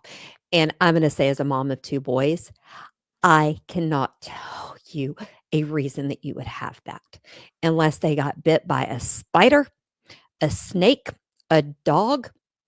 There is not a reason. A reaction, something medical. Yeah. There's no And other you don't reason. put their birthday. I mean, it just, I'm Yeah. sorry, that just horrifies That's me. weird. It's like another. It's not just being complicit. It's a whole nother level of evil to me. So they were going to have to reconstruct specific incidents of abuse that involved the two brothers, and the prosecution was going to have to prove it to be baloney or malarkey, if you like that instead. Abramson and Lansing did consult with Paul is it Monez? Moans, For all I know, moans, it's Moans. Wow, that's a fancy fellow right there. Look at moans. that. Dang. Look at that jawline. He was a lawyer and a children's rights advocate. He did write, when a child kills abused children who kill their parents, tad on the nose, but it provided legal defense strategies for children accused of killing their parents. His research suggested that children who kill their parents, one, are typically peaceful individuals. They have secretive, controlling parents. They suffer prolonged abuse before reacting violently. They exhibit overkill, which is excessive violence in the crime, and he blamed the parents for their own murders. So, I agree with everything he said up until he said the parents are to blame for their own murders. I mean, there are a lot of shitty parents, and kids, we can't go around killing our parents. But you don't blame them. They deserved something, maybe life in prison or something, but they didn't deserve to be murdered in that way. I think as a society, right. we need to find a way to set up a better system for protecting our kids. And the public needs to stop being judgmental and saying, oh, you were an athlete. You would have been strong enough. Why didn't you defend yourself? Why didn't you leave? You were 21, you were 19. You could have just left home. They don't understand Yeah. the psychological abuse and the psychological prison you're in. So, yeah, I don't buy that last one. Sorry. Yeah, that's fair. I mean, so in terms of the prosecution stance on the death penalty, Pam Bosnich was ambivalent about seeking the death penalty, but Lester Kuriyama saw the brothers as cold-blooded killers, and he supported it. Abramson never pursued a plea bargain. Now, hopping in after all that, now we're going to hop into trial one. The trial was held at the LA County Superior Court in Van Nuys. Judge Stanley Weisberg presided over the trial. Judge Weisberg, if you know kind of some of legal history and trials and things like that, Judge Weisberg, I need to fix that. Let's fix that. Okay, there we go. Yes. Judge Weisberg actually presided over the Rodney King trial in suburban Simi Valley in 1992. And that trial resulted in the deadly LA riots. So that's definitely something to, he's got that under his belt. I can't say I'd be too enthusiastic about having that judge on the bench in front of me, but here we are. Well, we've got to remember the jury chooses the verdict, not the judge. I know. Okay. Correct, but not everybody can be Judge Blevins, where they don't have much of an impact in a case. That's true. Some people like to have an impact in cases. That's true. Also, he was 100% falling asleep in that other video we saw. So I have about as much patience as he has hair. The judge ruled that the cases of Lyle and Erik Menendez would be tried together, merely because of time, cost, and convenience, which, and I say because while he said that, he also said that they were going to have two separate juries. He said that if they didn't, there was going to be a duplication of witnesses and arguments, and why hear the same thing all over again? But they're going to have two separate juries. Not sure exactly what the point is there, but it meant that if there was evidence that pertained only to Lyle, Erik's jury was going to be excluded and vice versa, which seems a lot more complicated than having two trials. I'm on the fence with that one. Just so we all know, because part of me is like, they each deserved their own trial, but they did commit it together. They planned together. They were brothers. So, but Yeah. I have to say, I've always wondered if this trial being held so close to Rodney King and the burning down of the city, if that had anything to do with it, with the verdict. I mean, we don't know. Yeah, And then their I final, do kind of wonder. because their first trial was after Rodney King. Their second trial went on at the same time as OJ, but they were actually found guilty after OJ was found innocent. There was such an uproar about OJ being innocent. Did that play into them being found guilty that time, but the first time was a mistrial? I mean, and I I'm could be saying yes totally on all screwed of up on that. my dates, but I just think there was so much going on in LA Yeah. that there Well, was just a lot. And you also have to think like it who was on the jury, what was the jury makeup, and were they trying to F the judge over? You know what I mean? Like for Yeah. that Rodney King situation. Like you just, and it doesn't matter, you know, what race they are, what age they were, whether they were male or female, whatever, it doesn't matter. If they didn't agree with the judge and you found a jury with the bulk didn't agree with the judge for Rodney King, are they trying to F him over in this trial, even though he's not really a central part? Do you know what I mean? Yeah, and I will say that I was just corrected by our producer that OJ's trial was well over before then. So, You know what? We are only as good as the oh wait, people that the help us out. Menendez trial was over before OJ. I've got it backwards. It's been a long day and I need more wine.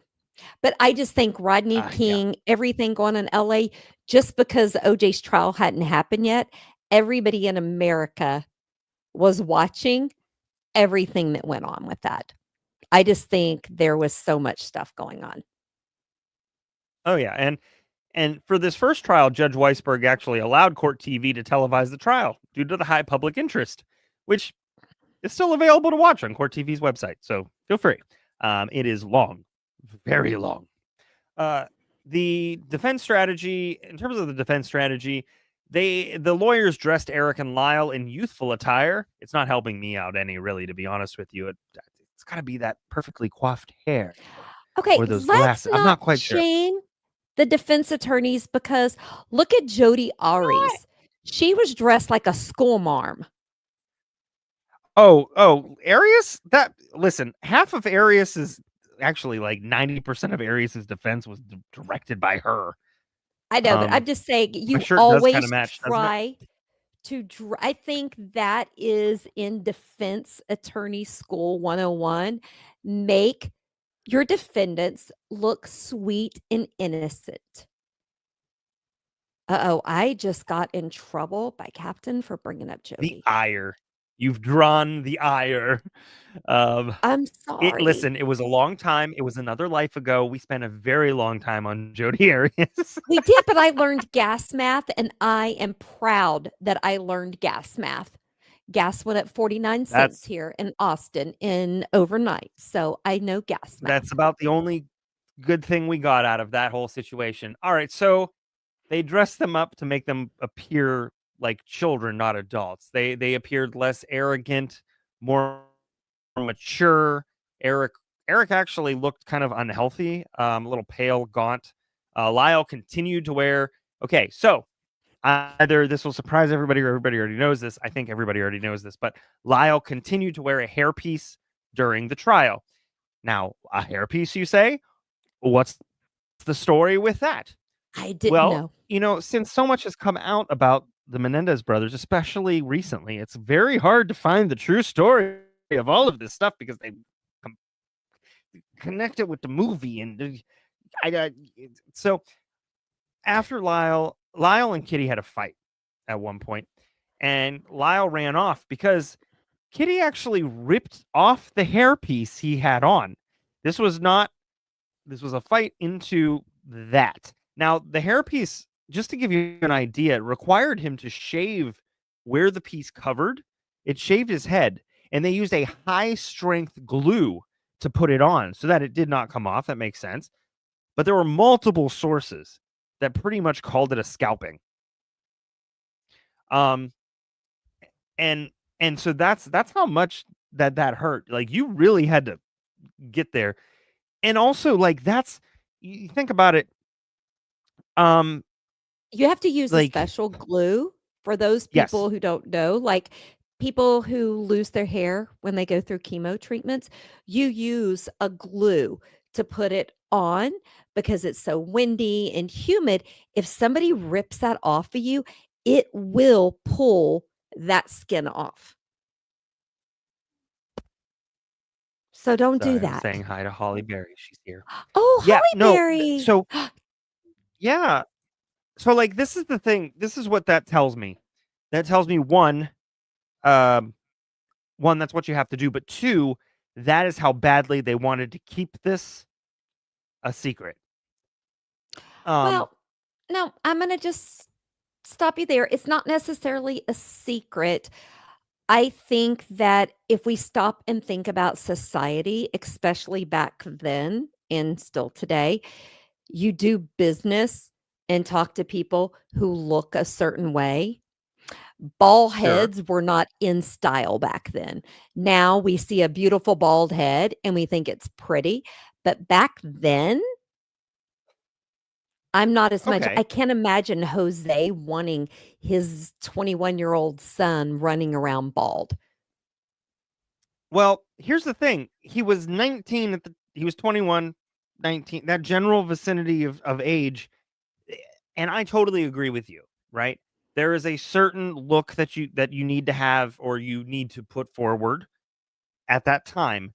However, the reason why I said they wanted to keep it so close knit and tight is because not even Erik knew about this.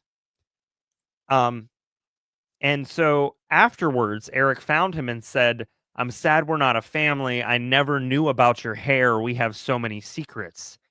And at that point, that was the linchpin for Erik to open up about being molested. And Lyle, in Oh. return, offered to have Erik live with him at Princeton, but Lyle was suspended before that could happen.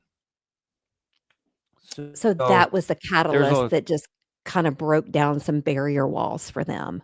yes, that was a big thing by Kitty doing that. It's you know how I said earlier with Goffman and masks, it's really hard to remove a mask that is, like, stitched on? That was Mhm. stitched on, and by ripping Yeah. that off psychologically, it almost was like, That's "Alright, well, I've got nothing else to hide, so let's go ahead and just put it all out there." And yeah, so, at that point, it really was, like, the linchpin. Um, agreed. Now, all of this stuff kinda comes out in court. It's Abramson the whole time acted as a protective figure to Erik. The defense used the defense used the E. Sue Bloom's 34-item checklist for incest survivors. Now, this is a checklist that is not necessarily legally accepted, but it is accepted in certain, for proving certain things. Erik matched the items related to childhood trauma, like fear of sleeping alone, blocking memories, carrying a secret, and stealing. And Lyle matched items like dissociation, rigid thought control, and pressure to achieve. Now, that's all we're going to talk about the 34-item checklist. I had mentioned in the beginning of the show that eventually we're going to start something else and we'll talk about it that will go in depth on certain things. This is one of those things that as we're building content, when we make the announcement, you will be able to find. So if you want to know more about that checklist, you'll be able to read about it. So the grandmother and aunts, Maria Menendez, Marta Cano, Terry Baralt, they all supported them. The Anderson family, Kitty's relatives, they were notably absent. There were a few members of Kitty's family that supported the brothers, like her sister and her niece. Her sister Joan still supports them. Her brother has not. The rest of the family did not. It's really interesting to have, your family members go through all of this trauma, but still support the kids. Well, but I think we have to also stop and think it if you look at it, it's Jose's family who mostly supports. That tells you Yeah. they knew deep down what type of person Jose was, or they suspected. Where Kitty's Oh, for sure. family, it was much harder for them to wrap their mind around their fact that their beloved Kitty would have done those things. So denial is a big thing. Yeah, it is for sure. Now, on July 20th, 1993, Bozinich, her opening statement to Lyle's jury was, she described the brutality of the murders, 6 wounds to Jose, 10 to Kitty, claimed brothers killed while the parents were dozing, and later hired bodyguards as a false cover-up, highlighted their extravagant spending sprees post-murder, suggested they fabricated child abuse allegations to avoid death sentences. And then Lester Kuriyama's opening to Erik's jury, because they had to do two separate interests. Oh, thank you. I appreciate the compliment on the haircut. It was a ponytail and it is gone.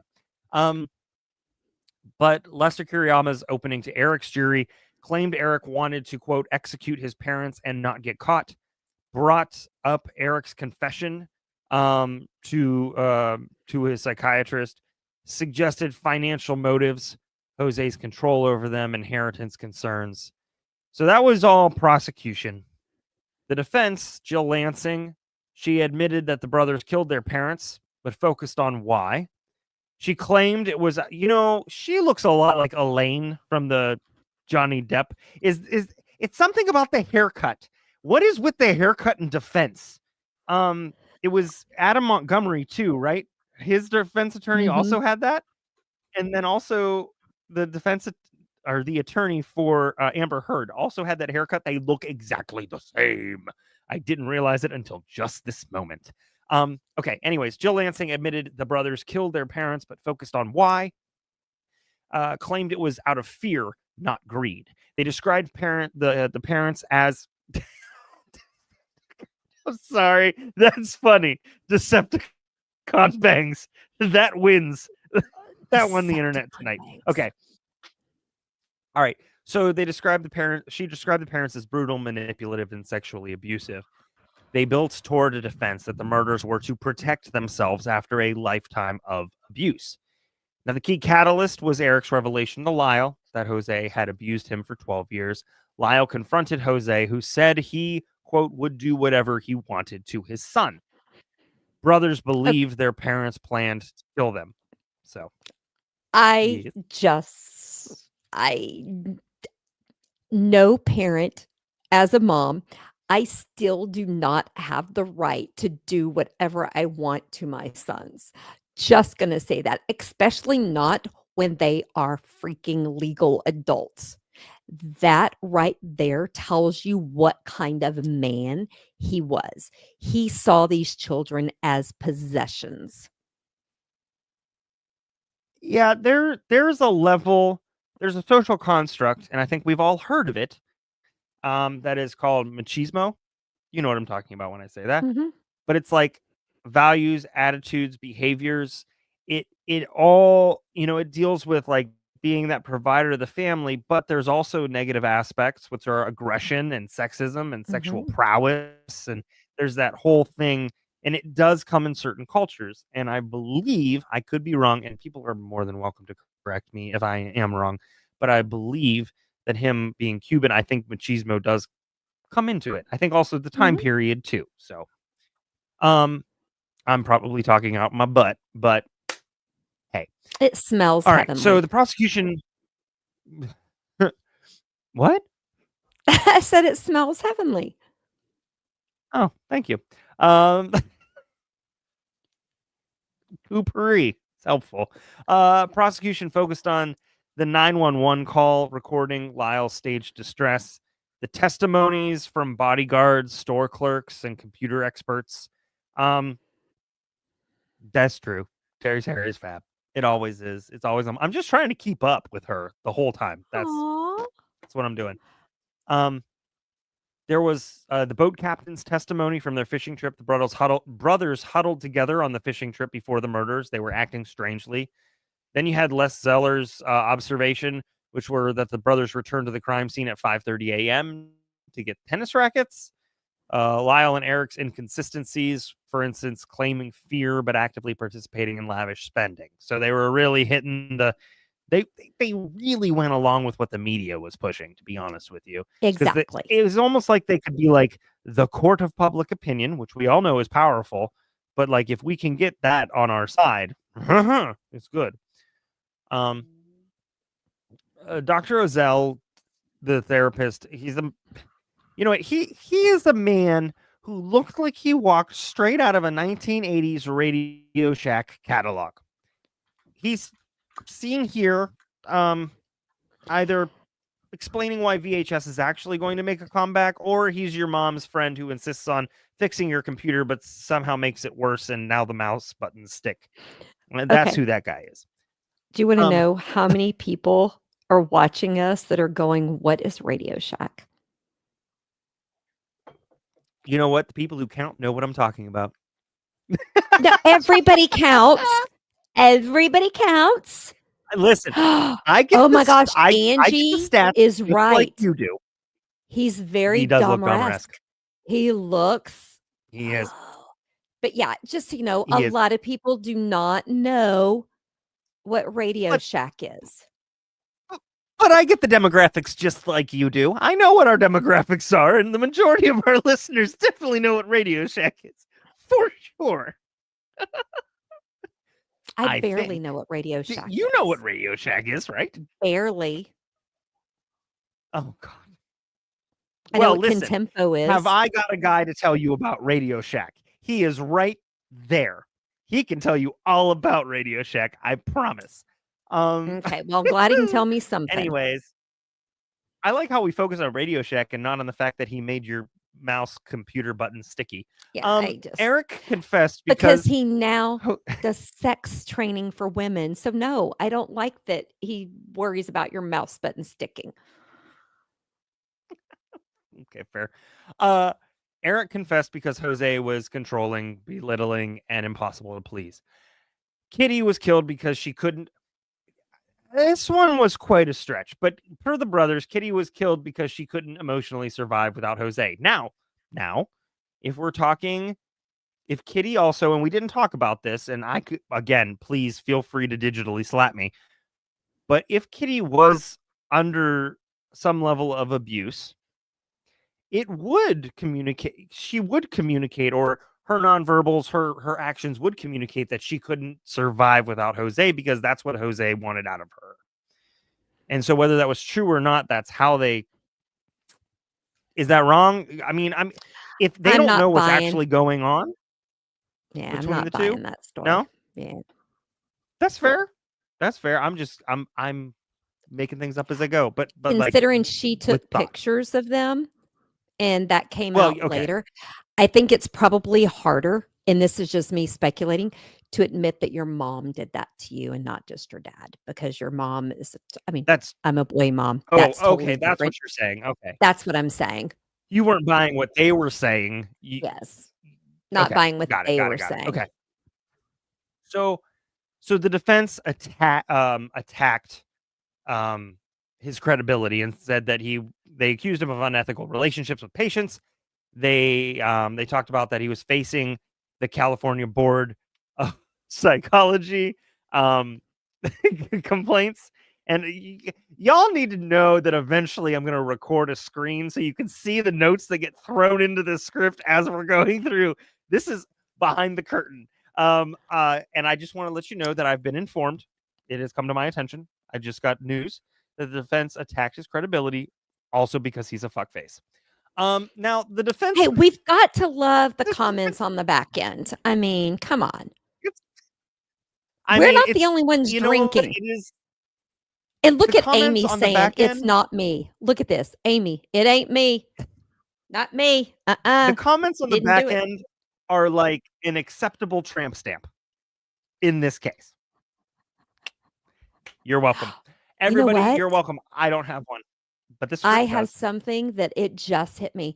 Maybe when we do the live show in Austin, we should get a tramp stamp that says TP or PT for producer Terry right on our. I'm gonna need you to know the initials before we get the tramp stamp. PT, not TP. Well, you know, my husband's name starts with toilet paper. I know, but I was thinking I would have to get an arrow beneath the TP just to let people know where it goes.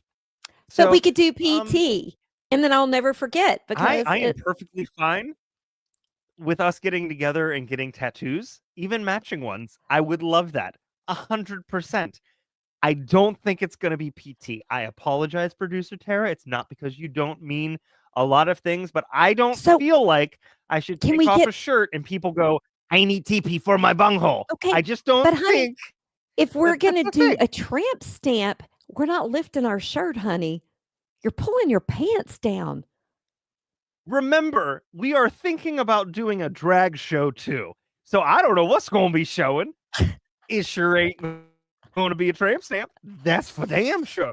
I can also tell you this. This is going to be snipped and used as a short. Look at this. I'm sorry. This case just makes me crazy that I'm trying to That's find it. anything I That's can it. to.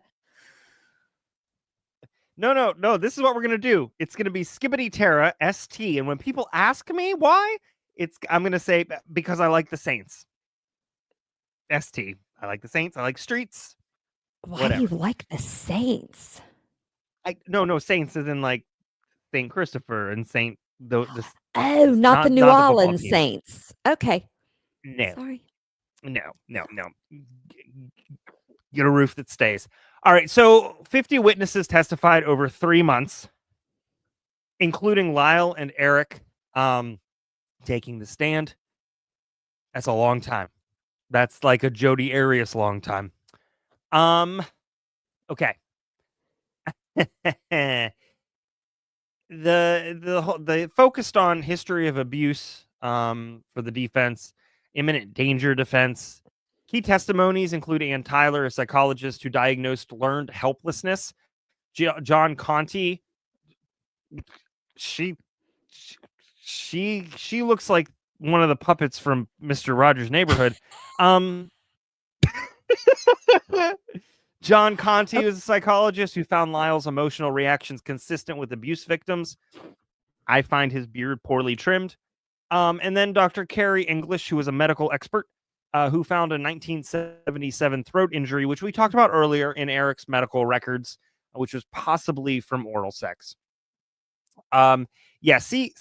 Lady in Gray knows exactly who I'm talking about too. Was it Sister Tuesday or something Friday or something like that? Yeah, little Lily Tomlin looking. You're correct. So Lily Tomlin's better looking. Agreed. Also, took me way too long to learn that Lily Tomlin was the voice of Miss Frizzle. Once I found that out, that was awesome. Bless your correct. heart. It took me too long. Yeah, bless my. You know what? I know what that meant. All right, listen. In cross-examination and prosecution's rebuttal, the prosecution's strongest moment was that Erik was caught in a lie. He claimed he saw handguns in a Big Five store, but the store stopped selling them in 1986. There's your big lie. Okay. But I made a comment a year ago that Walmart did not sell guns. And do you know what? Walmart sells guns. I had never noticed that they sold guns. And I went into an argument with somebody. I said, Wally World doesn't sell guns. You're thinking of Academy. And I was ready to die on that horse. And guess what? I was wrong. So died on that horse. Just say, if he thought the Big Five sold guns, I thought Walmart didn't. Just listen. Saying. I don't what even makes know it what a worse Big is Five that you're is. from Texas. I don't go to Walmart unless I have to. Okay, fair. I have my teeth. Fair. There's a reason why there's a murder aisle. I do want to say that this entire, family members like Kitty's brother, the housekeeper, former secretary, they all disputed the abuse claims. All of them. Yeah. No, I'm going to stop you right there. I am sorry. Pardon my language if we get censored. I'm sorry. There is no fucking way that Kitty's brother, housekeeper, and the former secretary can say 100% that they weren't abused. If you're not living in that house 24 hours a day, 365 days a year, and you're not sleeping in their bedroom, you don't effing know what goes on when people go to bed. People come into your room when you are sleeping and shit happens and nobody else in the fucking house knows. So that is bullshit and should have been kicked out of court. Agreed. Wholeheartedly agreed. No, it's okay. It's all right. The defense for closing arguments, the murders were out of panic. They weren't premeditated. The brothers were traumatized, not killers. The prosecution called them spoiled, vicious brats, and they highlighted those financial motives and deception, even though that wasn't an extenuating factor.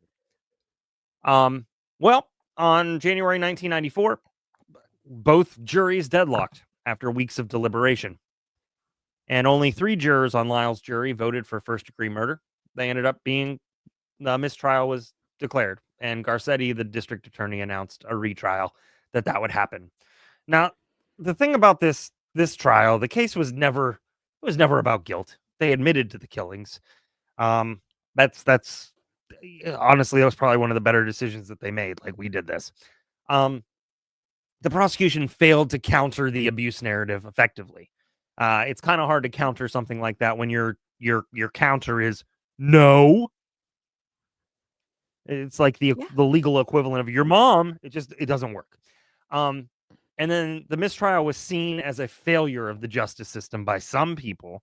But again, we got to remember that the whole attitude towards the legal system was crazy at the moment. There was a lot going on in LA and around the area. Now, before we hop into trial 2, we're going to play some of the juror interviews from that trial.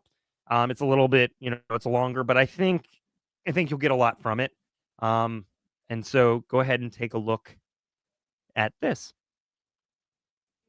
Kill out of fear, it automatically reduces the crime to manslaughter.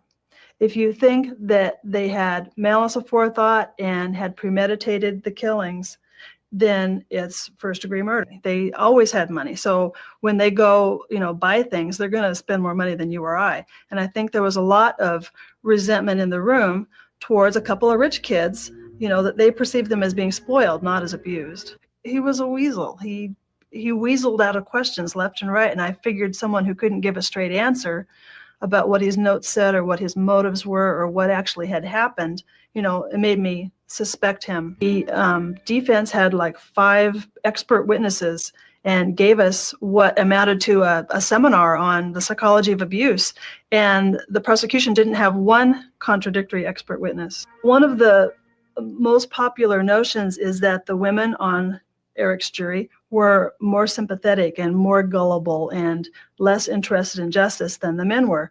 Well, in my opinion, it was the men who got more emotional. I think they were more invested in their opinions and more concerned about what the public would think about them if they didn't return a first-degree murder verdict. This has got to be one of the least credible, least honest people I have ever had the pleasure of witnessing. If you don't buy the sexual abuse, I can see how it would be really hard to understand the rest of it. I thought that the expert witnesses were very credible, and I think that it was a big mistake on the part of the prosecution to not have any counter-expert witnesses. You have to think about what are Oziel's motives for making this tape and for asking these questions, and what are their motives?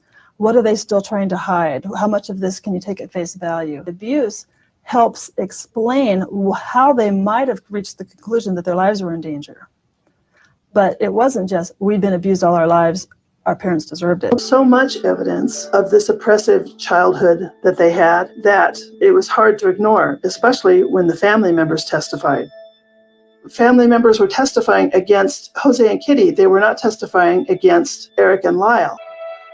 He was emotional, and the audience was emotional. I could feel the emotion, but I didn't cry like so many others did, because it was very, very important for me to be analyzing everything he said. Every minute I was thinking, okay, is he telling the truth? Is he not telling the truth?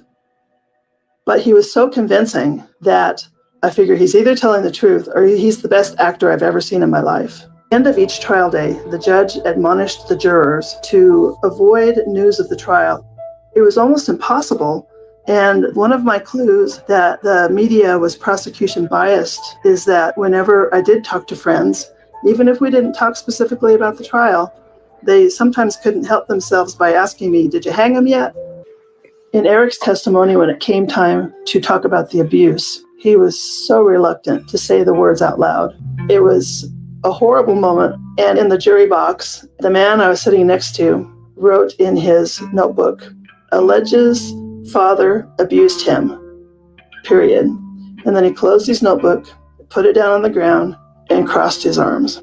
And it was little things like that that told me we were going to have a problem in the jury room. During deliberations, the women on Erik's jury had reason to believe that some of the men either were watching the news or had a source of information that I believe put pressure on them to convict rather than to be seen as gullible in the eyes of the public. We spent the next month arguing. The women on Erik's jury, we were all about the evidence. And the men, they were all about justifying their opinion that this couldn't have happened in the way that the Menendez brothers said. It was all about their doubt that a man could ever abuse their sons. We had a split jury down gender lines because half the jury, which was all of the men, wanted to vote for murder, and all of the women wanted to vote for manslaughter. I realized that it was a con job. To me, it was anyway. I sat in that jury box for 5 months looking for the corroboration of all of his testimony, and nothing was there. I wanted it to be, and there just wasn't. And Lyle says, well, I wanted Erik to sleep on it for a few days before we decided to kill Mother. I was never going to make a decision to kill my mother without Erik's consent. I didn't even want to influence him in that issue. I just let him sleep on it in a couple of days. If that isn't premeditation to murder, I don't know what is. There were jurors that wanted to let the guys walk, literally walk. And one of them was our foreman, by the way. And that was one of his first few statements, was that if he had his way, he would sign the not guilty verdict and let the brothers go. And that's when I blew up. I mean, I got so angry and so heated that we had to take a break. Otherwise, there would have been some physical confrontation going on. It was impossible for me to understand how any of the jurors could think or buy into the fear element, that they were in fear of their lives the moment or a few moments before they killed their parents, because the parents were in a closed room. The doors were closed. They had no weapons. The brothers knew they had no weapons. I think that it's as possible that they bought those shotguns for defense, in that they were afraid of their parents, as it is that they were planning to kill their parents. We realized that we just basically did not agree on what those basic facts meant. We agreed what the facts were. We could not agree on their interpretation. Whether or not somebody abuses you, you do not have the right to kill them or to hurt them, and you should be held accountable for that. And I think that every juror on both juries feels the same way, that in fact they should be held accountable, and we just couldn't decide how accountable: murder, second degree, first degree, or manslaughter. When you go out next day and buy Rolex watches, when you start spending money on sports cars, like kind that Lyle always wanted, and it was testified earlier that that's what he wanted. He went out and got it. It just didn't seem like they were grieving. We would pick a foreman, and then we would take a vote, and I felt like it would be unanimous guilty in the first degree murder. But to my surprise, it came out 6-6 when we took our first vote.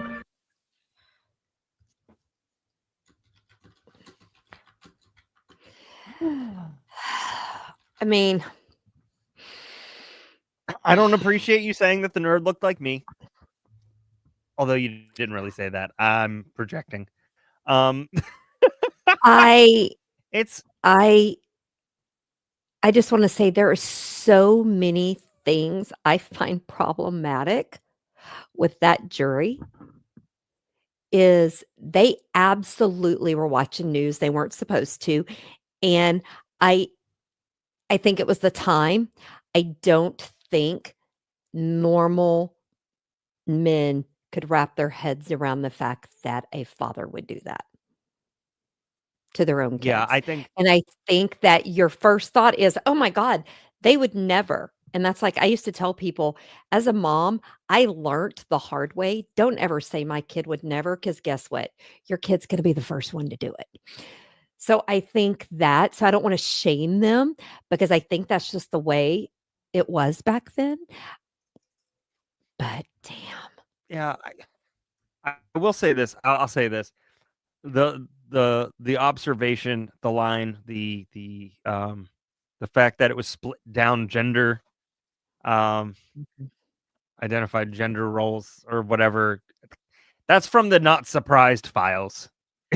I mean, it's from But I the Not can't Surprised blame files. them. It's the way we were raised No. back then.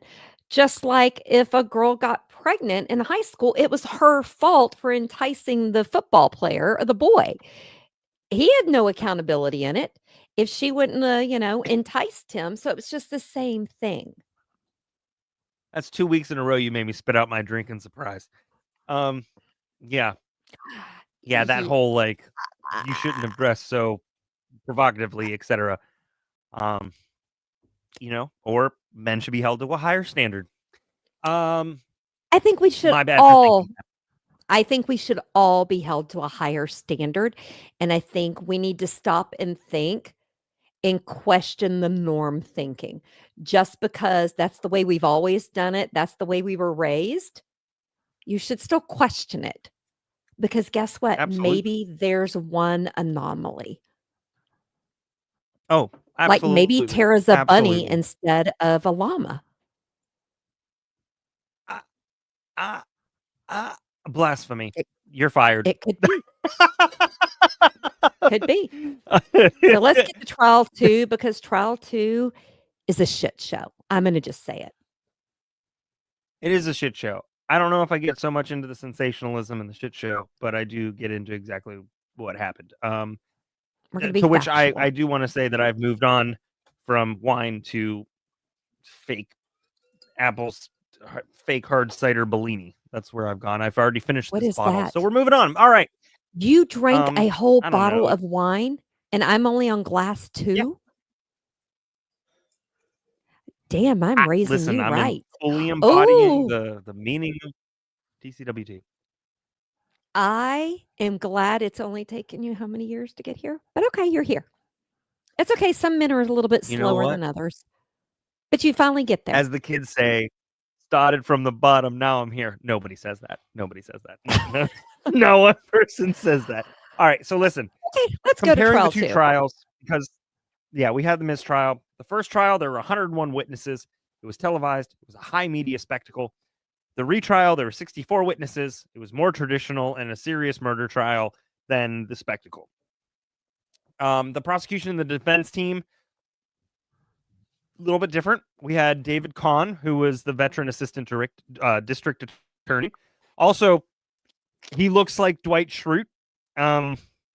Looks like he should be, pulling beats, to be honest with you. When the band said we got the beat, they didn't mean Dwight, but he sure as hell did. And Carol Najera replaced Pam Bozanich and Lester Kiriyama. Leslie Abramson continued to represent Erik, funded by taxpayers as the Menendez estate had actually run out of money.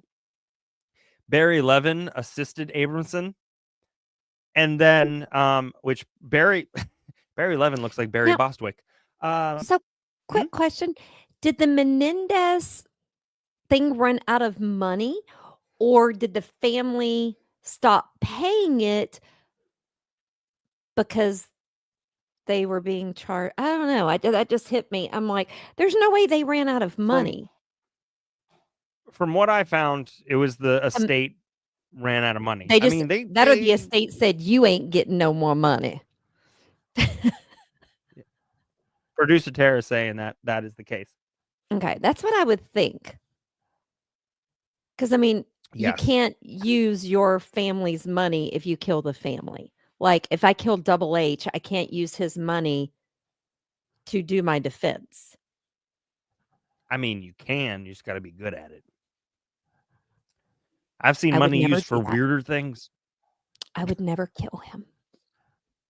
Yeah, but I gave you really shiny, sparkly knives. Guys, these knives are beautiful. They're gold. Do you The want to see how producer Tara's sharp like, they come are? on, guys. Okay, y'all want to see how sharp they are? Let me get a piece of paper. Oh, geez. All right, so listen, here's the thing. Paris Hilton makes knives sharper than she is. I mean, they like slice like butter. I mean, You're that'll like go you're through like I can't remember what his name is, but that late night television commercial host. I mean, I like it's have like somebody I might use okay. those on. Okay, let's go. All right, so here's the deal. Lyle was declared indigent, and he was represented by a public defender, Charles Gessler, who was a well-known penalty attorney. Very well known, not for his hair. And then there was Terry Towery, who assisted Gessler as well. And there's that haircut again, just with less bang and more part. In terms of the prosecution strategy, Kahn studied the mistakes of Bozanich and Kuriyama and ensured that he directly addressed the abuse allegations. He said, "You know what? They didn't do a good job with that. Let's go." He hired forensic psychiatrist Dr. Park Elliott Dietz, seen here yelling at a small child for skipping down his driveway, to counter the I didn't make that observation earlier, but boy, oh boy, he looks angry. To counter the battered person syndrome defense. Successfully, they Dietz, despite how interesting he looks here, successfully helped them throw out the battered persons syndrome defense. Now, Judge Weisberg, October 11th, 1995, still seen here with less hair than usual. The retrial began. Weisberg ruled that the brothers would be retried together with a single jury, stating that a single trial's advantages outweighed any potential prejudice. So he wouldn't admit that he made a mistake here. He made a mistake. It's just He's he a wouldn't man. He's a man. Let's Okay, just be that's honest. fair. That's fair. Oh. I don't know. What does that make me then? Because there's a lot of times I come into our little group chat and I'm just like, I fucked up. Okay, how about you're a smart man? I'm not Your that. wife has raised you well. There you go. That works better. That works. I mean, that for the most part works better. For the most part, on Forrest Gump, though, when he says, "I'm not a smart man," that's me. That's okay. Producer Tara and I just pop a gummy and deal with you.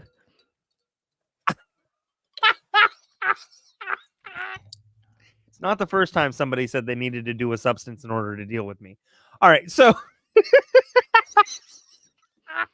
let's just go. Oh God. Okay, so where were we? There we are. Thank you. There were no cameras allowed this time, and much of the sexual abuse evidence and testimony was actually deemed inadmissible. So they wouldn't even allow that to come in. Do you know why? Because they did not want another mistrial, because that is seen as a failure. And if you take out the sexual abuse evidence, the chances of you getting a conviction are higher. And that's why they did it. Yep. And that's why we're in the situation we are in now, waiting on a resentencing hearing. And I won't get on my soapbox. I will just sit on my knives. No. Don't do that. Good God. Producer Tara, can you just confirm that the second trial was post OJ, right? No, it was before not at OJ. all. I don't know my timeline. Don't worry about it. We got it. It started a week after OJ. Right. So here's my justification here, is that it started a week after they really needed a conviction. They had been made to look silly, because if it don't fit, it don't acquit. And so they were going to toss things out in order to get a conviction versus doing a full defense. That's my argument, but meh. So Weisberg's rulings against the defense, he limited the number of defense mental health experts. He excluded this guy, I've got words. Okay, but we know why. So many words. And we haven't shared it, but he admitted that he deleted notes from his sessions and didn't provide them to the prosecution, which is misconduct. But what I have to say about that, if you are a psychologist, why should you have to give the notes about your patient to the prosecution? But I get it because the court's paying and all that shit. But there is still But that's I don't know. All I have to say is that if you have a mustache that in the middle is black and at the sides is gray, you still shouldn't have a mustache because that very much looks like you're happy with somebody else. He looks like one of the little Chaplin guys that wore the little black hats and did that stuff. I forget what his name was. Charlie Chaplin? Charlie Chaplin, doesn't he? Take off his glasses. I mean, he looks like, yeah, okay. Yes, he does. You're right. Charlie Chaplin. HIPAA did not exist yet. Yes, it did. At all. It did, just not in court. When did HIPAA come in? There was a version. Not in court. Right, just not in court. But there's not always, but for many, many years, there's been a version of you can't tell shit. But right, but like HIPAA as it's known today wasn't in effect until 96. Not the way it is in today, correct.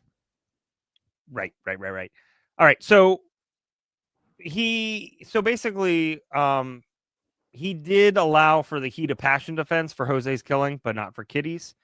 Also, he ruled that there was no evidence of imminent danger when the murders occurred, which rejected the self-defense jury instruction. In other words, he cut their legs out from under them. But I have a question because you're more of a trial guy than I am. Why would you give the heat of passion for one, but not the others? Well, it was the judge that did it, right? I know, but why would the judge say, oh, you can do one, but not the other? They were killed at the same time. So I just don't get it. Like you said, he cut their legs off, but why do you? So the way that they talked about this is that José was a heat of passion. In other words, they did this due to what was the arguments and things that happened. Kitty's was not, because it was more of a sympathy kill, because the brothers said it was a sympathy kill. Yeah, because they didn't want to admit. Okay. Makes sense. Yeah. So the prosecution's Khan's key points in his opening argument: the Menendez brothers were motivated by greed when they killed their parents. Claimed brothers carried their dead parents safe to probate attorney's home within 24 hours of the murders. He looks like he's about to sell me a broom. Sorry, that's just what he looks like. The defense response, Abramson are also, we got to take the M out of Abramson. It's very hard to say after a bottle. Argued they were killed due to mind-numbing adrenaline-pumping fear. And Gessler argued that the brothers believed their parents had supernatural powers and knew their every move. Which I can only imagine Abramson sitting there going, we did not discuss this. It just seems too far-fetched for Abramson. She seems very down-to-earth with her arguments. In terms of the key prosecution evidence and witnesses, there were 3 key tapes played. The police interview, which was 1 month after the murders. The brothers said they had no issues with their parents.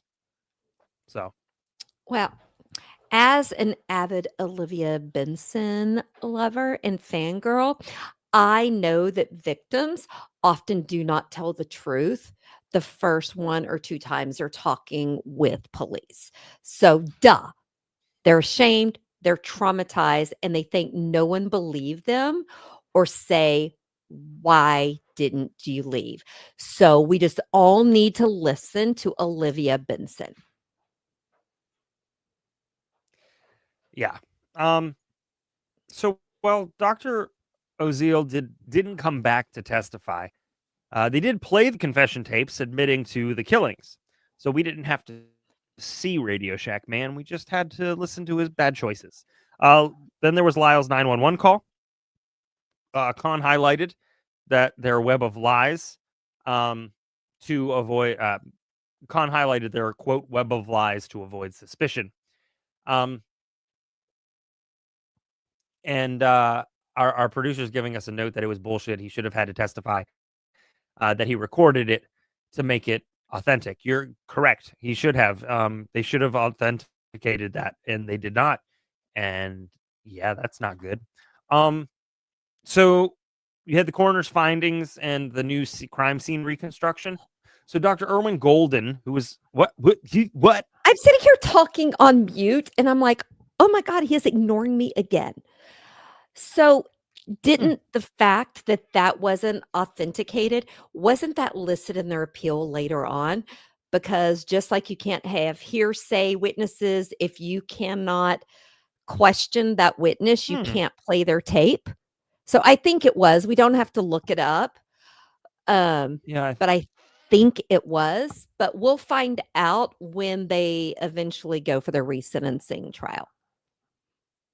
Right. And for everybody, this is why we're doing this, is because the Menendez brothers are set to be resentenced. We thought it was going to be the 20th, 21st, but they've postponed it. So, but we will have great things coming. So Dr. Erwin Golden, the original coroner, was not called due to criticism over errors in the O.J. Simpson case. Probably a good idea. That's a fascinating fella. What is with everybody in like the 90s with their receding hairline who are probably 32? He's probably 32. Everybody in the 90s had a receding hairline and they were like in their early 30s. He is not. What is the deal? He is not in his early 30s. Correct. He does look a lot like the Muppet who does science. You are right. He does. I'm going to say he is 45. Like okay. I'm sure he is a nice gentleman. Because he helped invent hymns, which helps grow hair. So, yeah. It looked like the top of his head lived a much harder life than the rest of him. Well, while you talk, I'm going to go Google it, since I can no longer say give it a goog. I'm going to go find out. Okay. All right. So listen, Dr.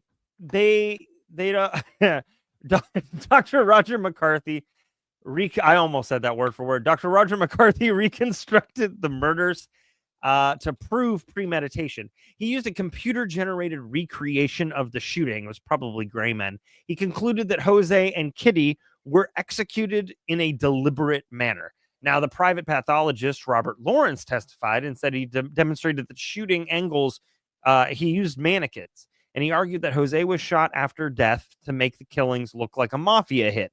Kitty's wounds suggested that she was cowering on the floor when she was shot.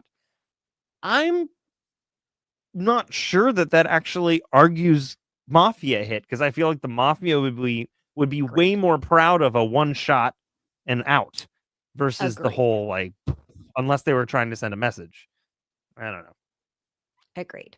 And just so you know, yeah, according to the Google search, he was 43. So let's just, I don't know. I feel like, all right. Don't. All right. All I'm saying is that I watch PBA tours and I see the dudes from the 90s and they always look like they're 55 and they're actually 24.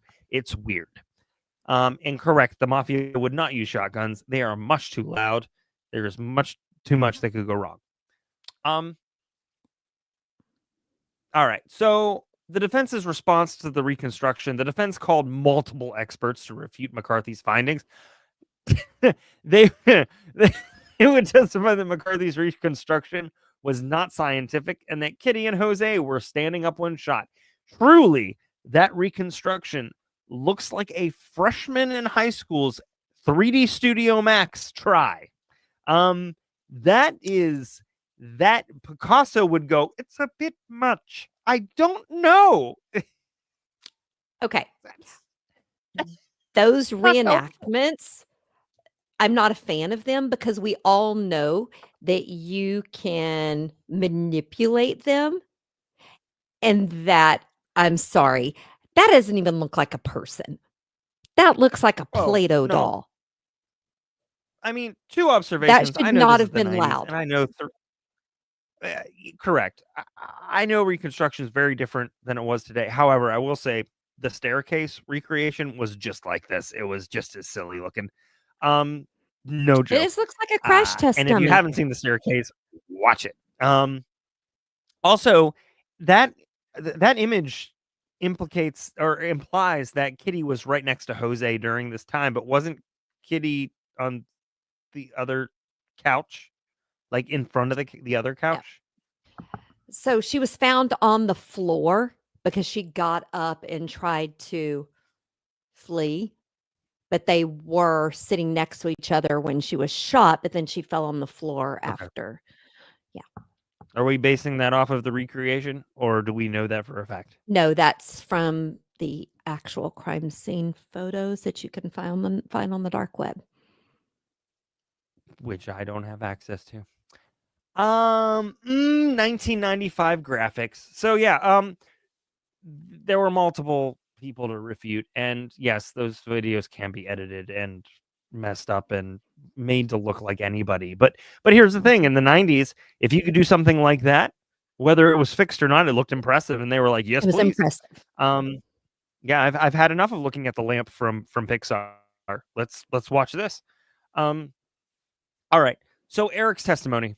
Lyle chose not to testify this time, but Erik testified for 15 days. That's right, 15 days. You thought Jodi Arias was enough. No. Erik testified for 15 days. Judge Weisberg limited his testimony on childhood abuse, deeming some claims irrelevant. I can't imagine as a judge sitting up there saying, "I'm sorry, your experiences irrelevant." But here we are. That's why I'm not a judge. He doesn't Under want a mistrial. cross-examination, yeah, Khan portrayed Erik as a liar, highlighting his past deceptions, questioned why Erik didn't leave home or join the army if he feared his father. That's quite a leap. Quite a leap. Erik admitted no living witnesses could verify the abuse. In terms of psychological testimonies and defense, Dr. Dietz, the prosecution psychiatrist, found no evidence of PTSD in Erik. Wow, there he is arguing that some kid is on his lawn and Humpty Dumpty does not want to fall over again. That's what he looks like. His tie looks like it goes to his knees. What a fella. Woof. Jesus Christ. I mean, the superstar. fact that the psychiatrist said he had no PTSD, he would have even had PTSD from killing his parents.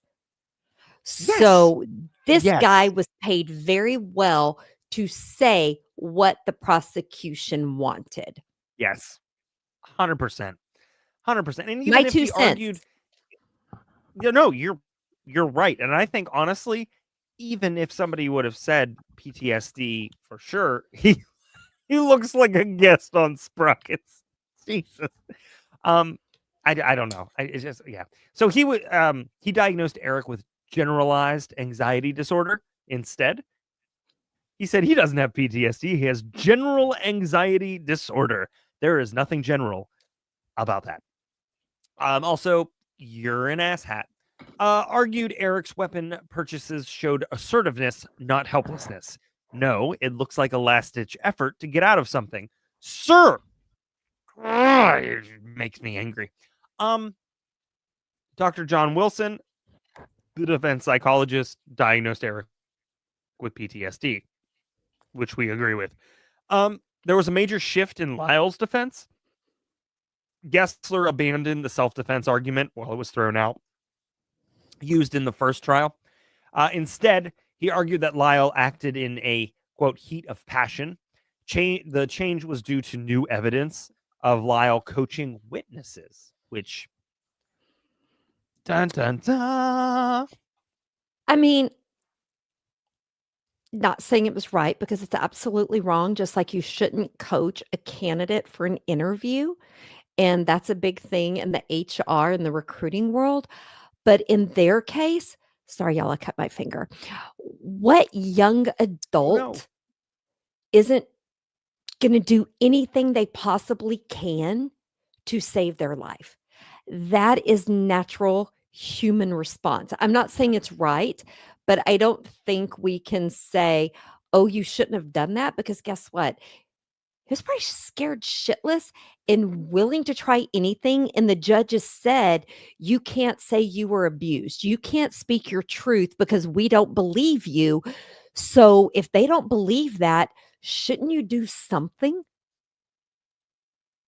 Here's my thought, and it might not apply to everything, but if the conversation goes like this, I wouldn't have done that, and the person says, have you ever been in that situation? And you say, well, no, the next thing out of the other person's mouth should be, then shut the fuck up. Because if you've never been in that situation, you sure as hell shouldn't should not be making that comment. You have no place to make that comment if you've never experienced that at all. So And that's the my problem thought. I have. And that's why we try so hard, all of us, when we are talking about cases and things, we always say, we think we would react this way. We think we would do that. But guess what? Until we are actually in that, we don't know. Yeah. Well, and that's why, like, for this case, and I think I'm so proud, like, I'm happy. Let's just talk ourselves up. But, like, it's very easy to jump to conclusions. It's very easy to be like, nope, they pulled the trigger, they're guilty, put them in jail. Again, you have to consider the entire context. You have to consider everything. And you have to consider, like, my argument here is, what benefit? What benefit? What do they get out of? And yes, of course, by all means, you can say, well, they would have been found innocent. But what benefit? It's not easy. Okay, I don't think we to were ever admit trying that to your say they were father was abusing innocent. you for years. Okay, but we're also not trying to say they were innocent. They admitted they Well, did. no. So there's a difference between innocent. What we're arguing for mitigating factors, I think, is what we're arguing. There were legitimate mitigating factors.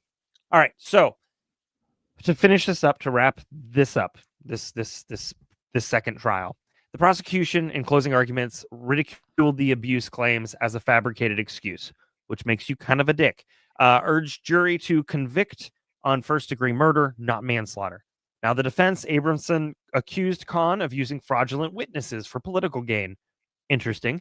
Attacked the prosecution's claim that the brothers made it look like a mafia hit. And Gessler compared the case to a Greek tragedy, blaming José and Kitty for their own demise. It's really interesting to me, and I didn't make this observation, but his name is Kahn. And that's fascinating. But also, like, Kahn, yeah, I find though, yes, the wrath of Kahn is wrong.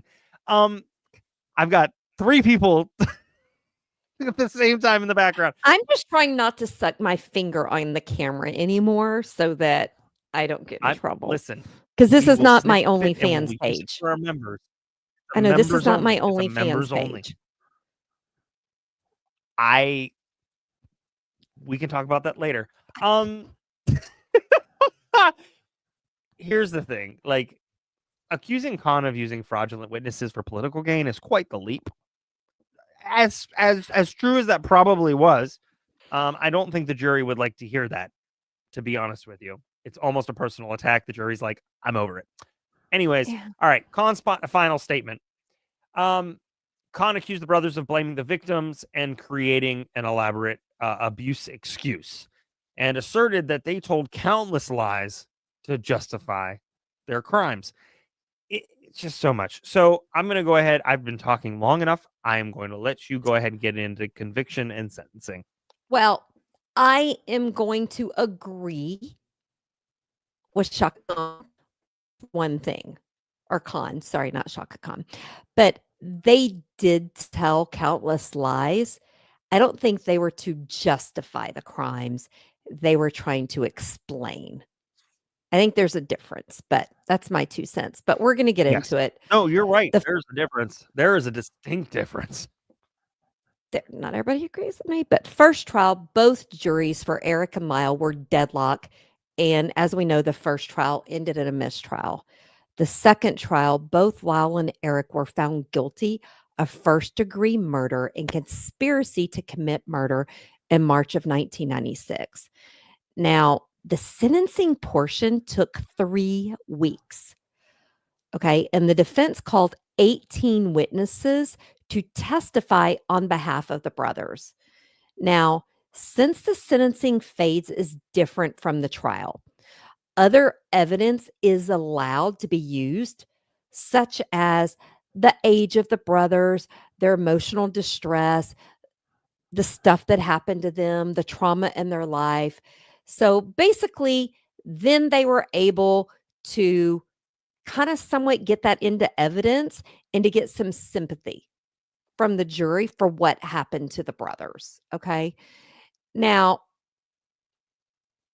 so it is during the sentencing phase that it was discovered and proved that the psychiatrist, Vickery, had falsified his records. So they didn't allow him to testify in the second one because they were investigating it, but he finally admitted it and proved it was true. What? Yes.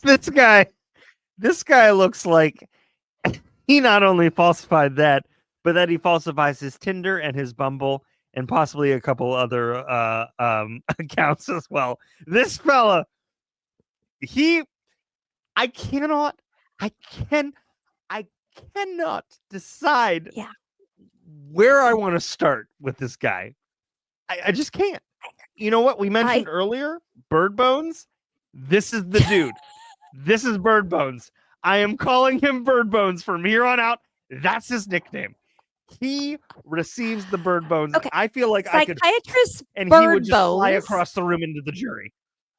Psychiatrist Bird Bones admitted that he deleted information. Now, guys, yes, this could have resulted in a mistrial, but the judge allowed Abramson to stay on as Erik's attorney because psychiatrist Bird Bones said that Leslie asked him to delete those. You guys are having way too much fun. He looks like he seriously looks like if Hitler was doused in sour cream. That's what he looks like. I mean, okay, I'm not going to say what's in my head because I will tell you guys later. So I'm going to just type it into the private chat. No, okay. I've lost it. So I can't there say is that. No mustache ride going on for this fella. No. No one wants to ride that mustache. So now the judge did instruct the jury that they could not consider Abramson's alleged misconduct when deciding between death and a life sentence. And the judge also limited questions that could be asked of the psychiatrist Bird Bones or Bones Bird, whatever, regarding his notes. Now, the prosecution was seeking the death penalty due to the horrifying and brutal way that José and Kitty were killed. Okay. In a lot of cases, I would maybe understand that. But he also said that the defense was desperate, and that is why they made allegations of abuse.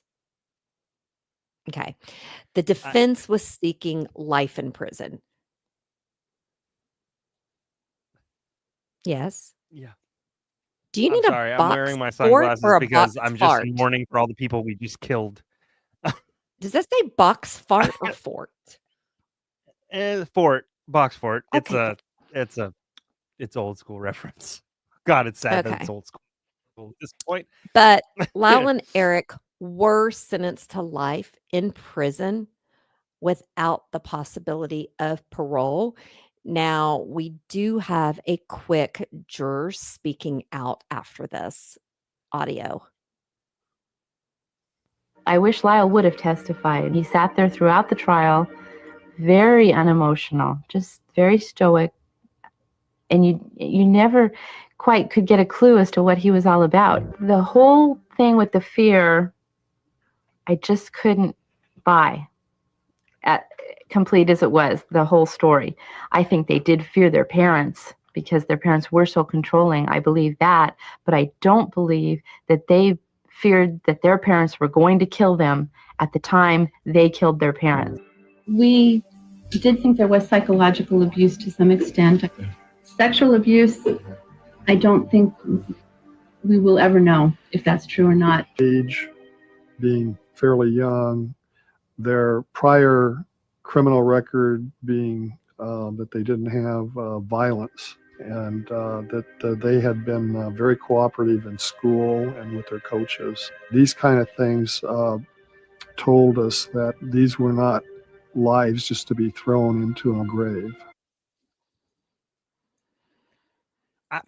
Can I? Yes.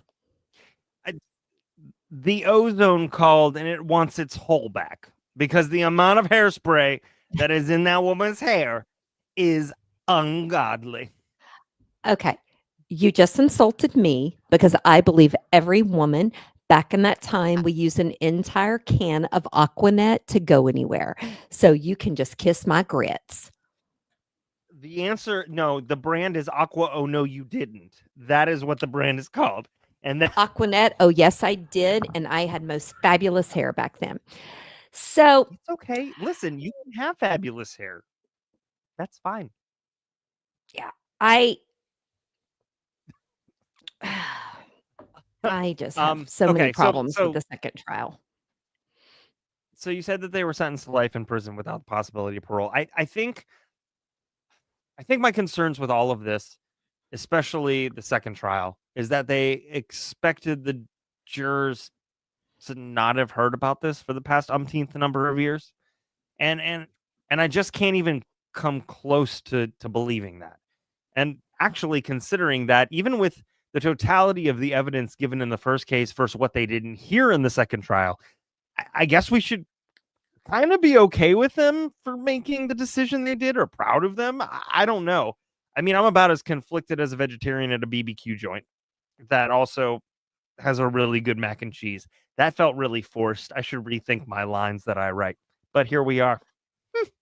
Well, I'm going to just say I'm not sure we should be proud of them because in some ways, I think they did what they could because the judge held back so much of the defense's strategy and they didn't listen or pay attention to what they learned previously. They actually sentenced them and convicted them based on what they were allowed to know. So I'm not going to say I'm proud of them because I almost wish somebody would have grown some balls and said, yeah, that's not what happened the first time around. And why didn't we get to hear all that? Why are you keeping shit from me? But they didn't. They did their job based on the information they were allowed to use. Yeah. Yeah. And I can imagine them convicting. Yeah. Yeah. Could have given them death, but they haven't put anyone to death in California. I mean, they haven't put anyone to death in California. Death in California means life without parole. Yes. So, but I will say, as of today, okay, Lyle and Erik are serving their sentence together at the Richard J. Donovan Correctional Facility in San Diego, which I still find shocking because normally they keep people apart who commit a crime together. So I do find that kind of interesting that they have them together. But both are described as model prisoners, guys. I mean, took some time to settle in and shock, which I can understand, but they've worked to help improve the prison environment. They actively work with other victims of sexual abuse. Lyle served as the president of the inmate government for the past 20 years.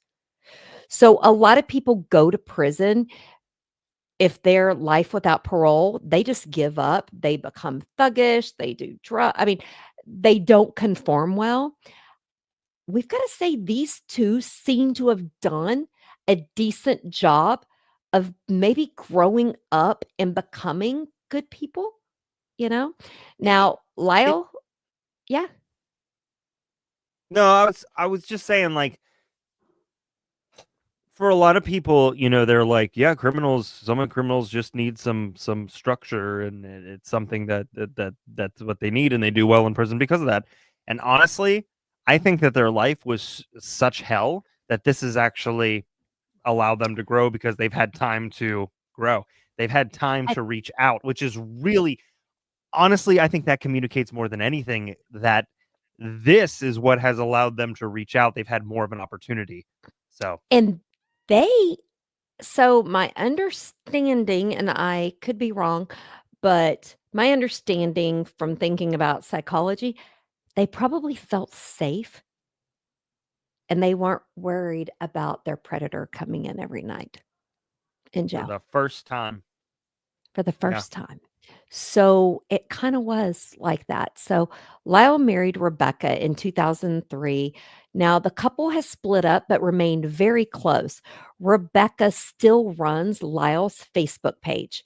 So Lyle Menendez has a Facebook page that it is great. She talks to him and she posts for him. Now, Erik married Tammy in 1999. They are still together and married.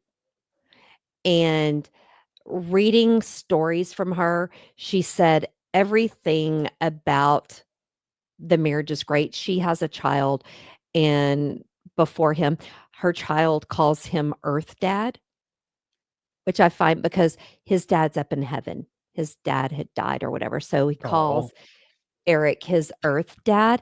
And she said the hardest part is living without sex because they are not allowed conjugal visits. Well, first off, fuck them for not allowing that. But second off, I get it. Apparently, if you are in California, if you are life without parole, you're not allowed conjugal visits. If you have the option for parole or the opportunity, then you're allowed to get some. If not, you're not.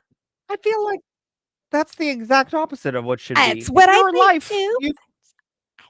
you know.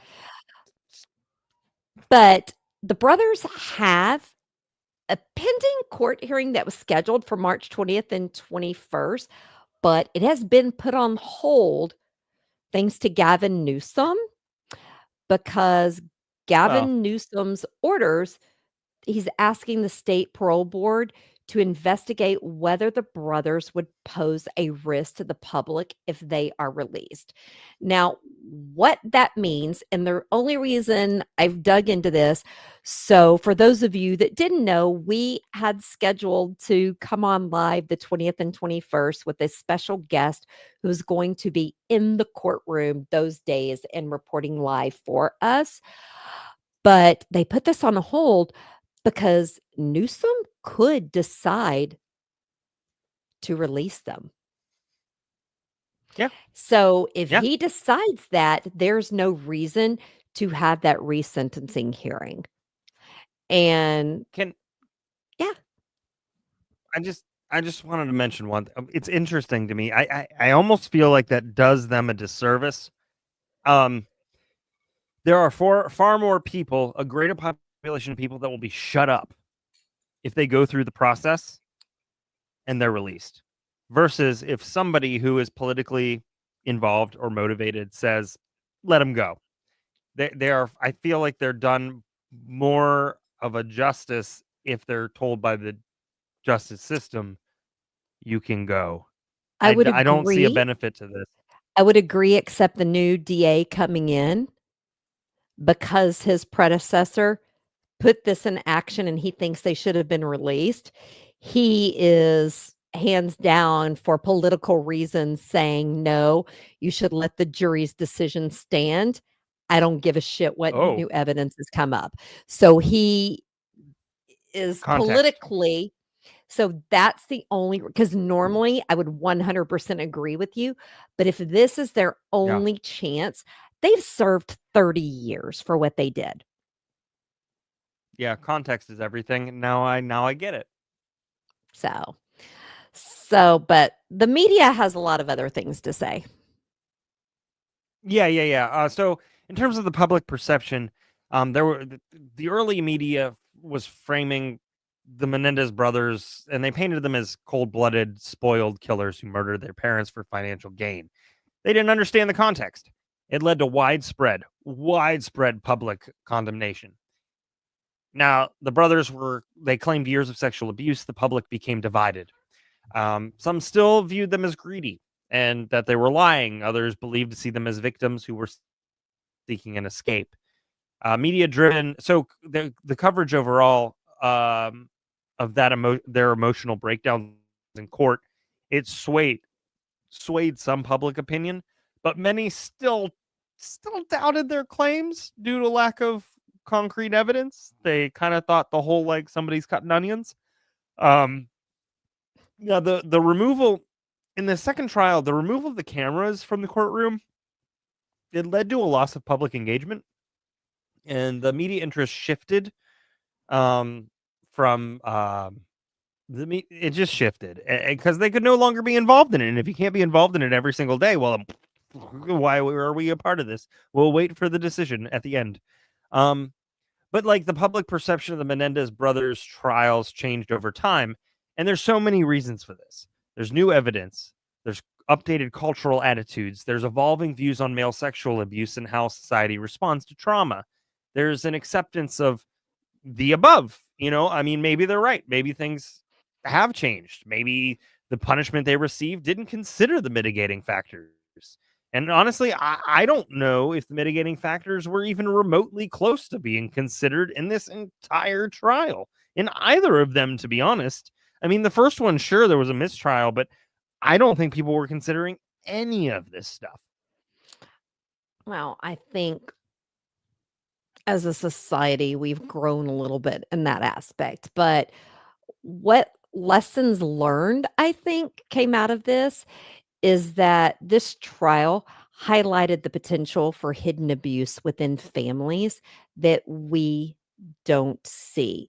We all, especially now with Instagram, TikTok, and social media, we look at this and think people are living these perfect lives. Because guess what? Not everybody posts their bruised foot or their self on social media without makeup. They want to look like they're living this perfect life. So I think that case is a reminder to us, not everything is what it seems, right? And it also showed how media coverage can influence the public opinions, because I think that was a big deal. I also think the roles of psychologists and their experts in explaining what trauma is and what and how it affects people has become more prevalent since then. Not saying I don't think you still can't go subject matter expert shopping to find one that you want that says what you want them to say, but I also think this was one of those very complex legal trials with 2 juries, 2 sets of attorneys, but all in court together, 2 sets of, I want to sit on a jury. I am so thankful it was not this jury. Okay, I'm going to just say, thankful it wasn't that. I also think this trial raises childhood trauma and how it can affect your behavior. Because if you were raised your entire life, it's not like they had this trauma for 2 years. This was their entire life. And I think we learned a little bit more of how that can be. So now I think we learned a lot from this trial, but I also think we still have a lot more to learn. Yeah. So what did you Yeah, think about I agree. what are your overall thoughts about this case? So I think that I don't know. I think that this case, I think it exists in kind of this murky gray space between justice and tragedy. I mean, guilt is, I mean, that's undeniable.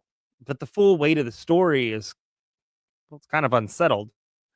I think there's no question that they committed a brutal, calculated act. I think we've said that. It was one that should not have gone unpunished for sure.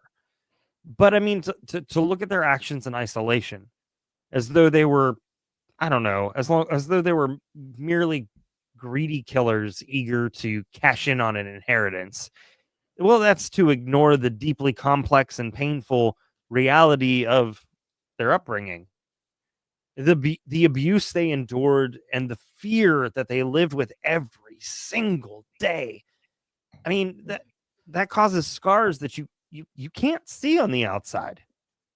And recognizing, that those scars would help you recognize that something's wrong, but you can't see them. And those scars weren't simply convenient defense strategies, but they were lived experiences, and they were ones that would be handled. I think they would be handled differently if this case were tried today. Now, justice for me is not just about punishing wrongdoing. It's about understanding the full context in which the wrongdoing occurred. The Menendez brothers should have been held accountable, but I can't help but feel that the system at the time was unequipped to reckon with what led the brothers to that fateful night. Again, had their trial taken place in a time more willing to acknowledge the lasting impact of abuse, trauma, and coercive control, their sentence might have reflected something closer to justice, not just for their parents, but for the broken children that they had been before they ever picked up a shotgun. I mean, listen, I don't know. Overall, I feel like this trial wasn't really about justice or truth. I feel like it was all about performance. The attorneys were, well, they're certainly committed to the bit. The media ate it up because, well, apparently nothing sells quite like rich kids. So, Something just occurred to me. I can't help but wonder if keeping the secret was even more desired because they were wealthy. Talking about the kids, because their parents would cut them off, quit paying for college, tennis.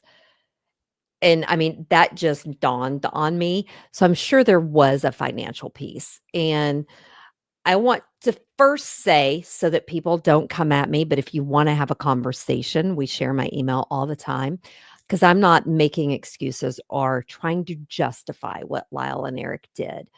But I want to say, I think the abuse they suffered growing up should have been front and center in the trial.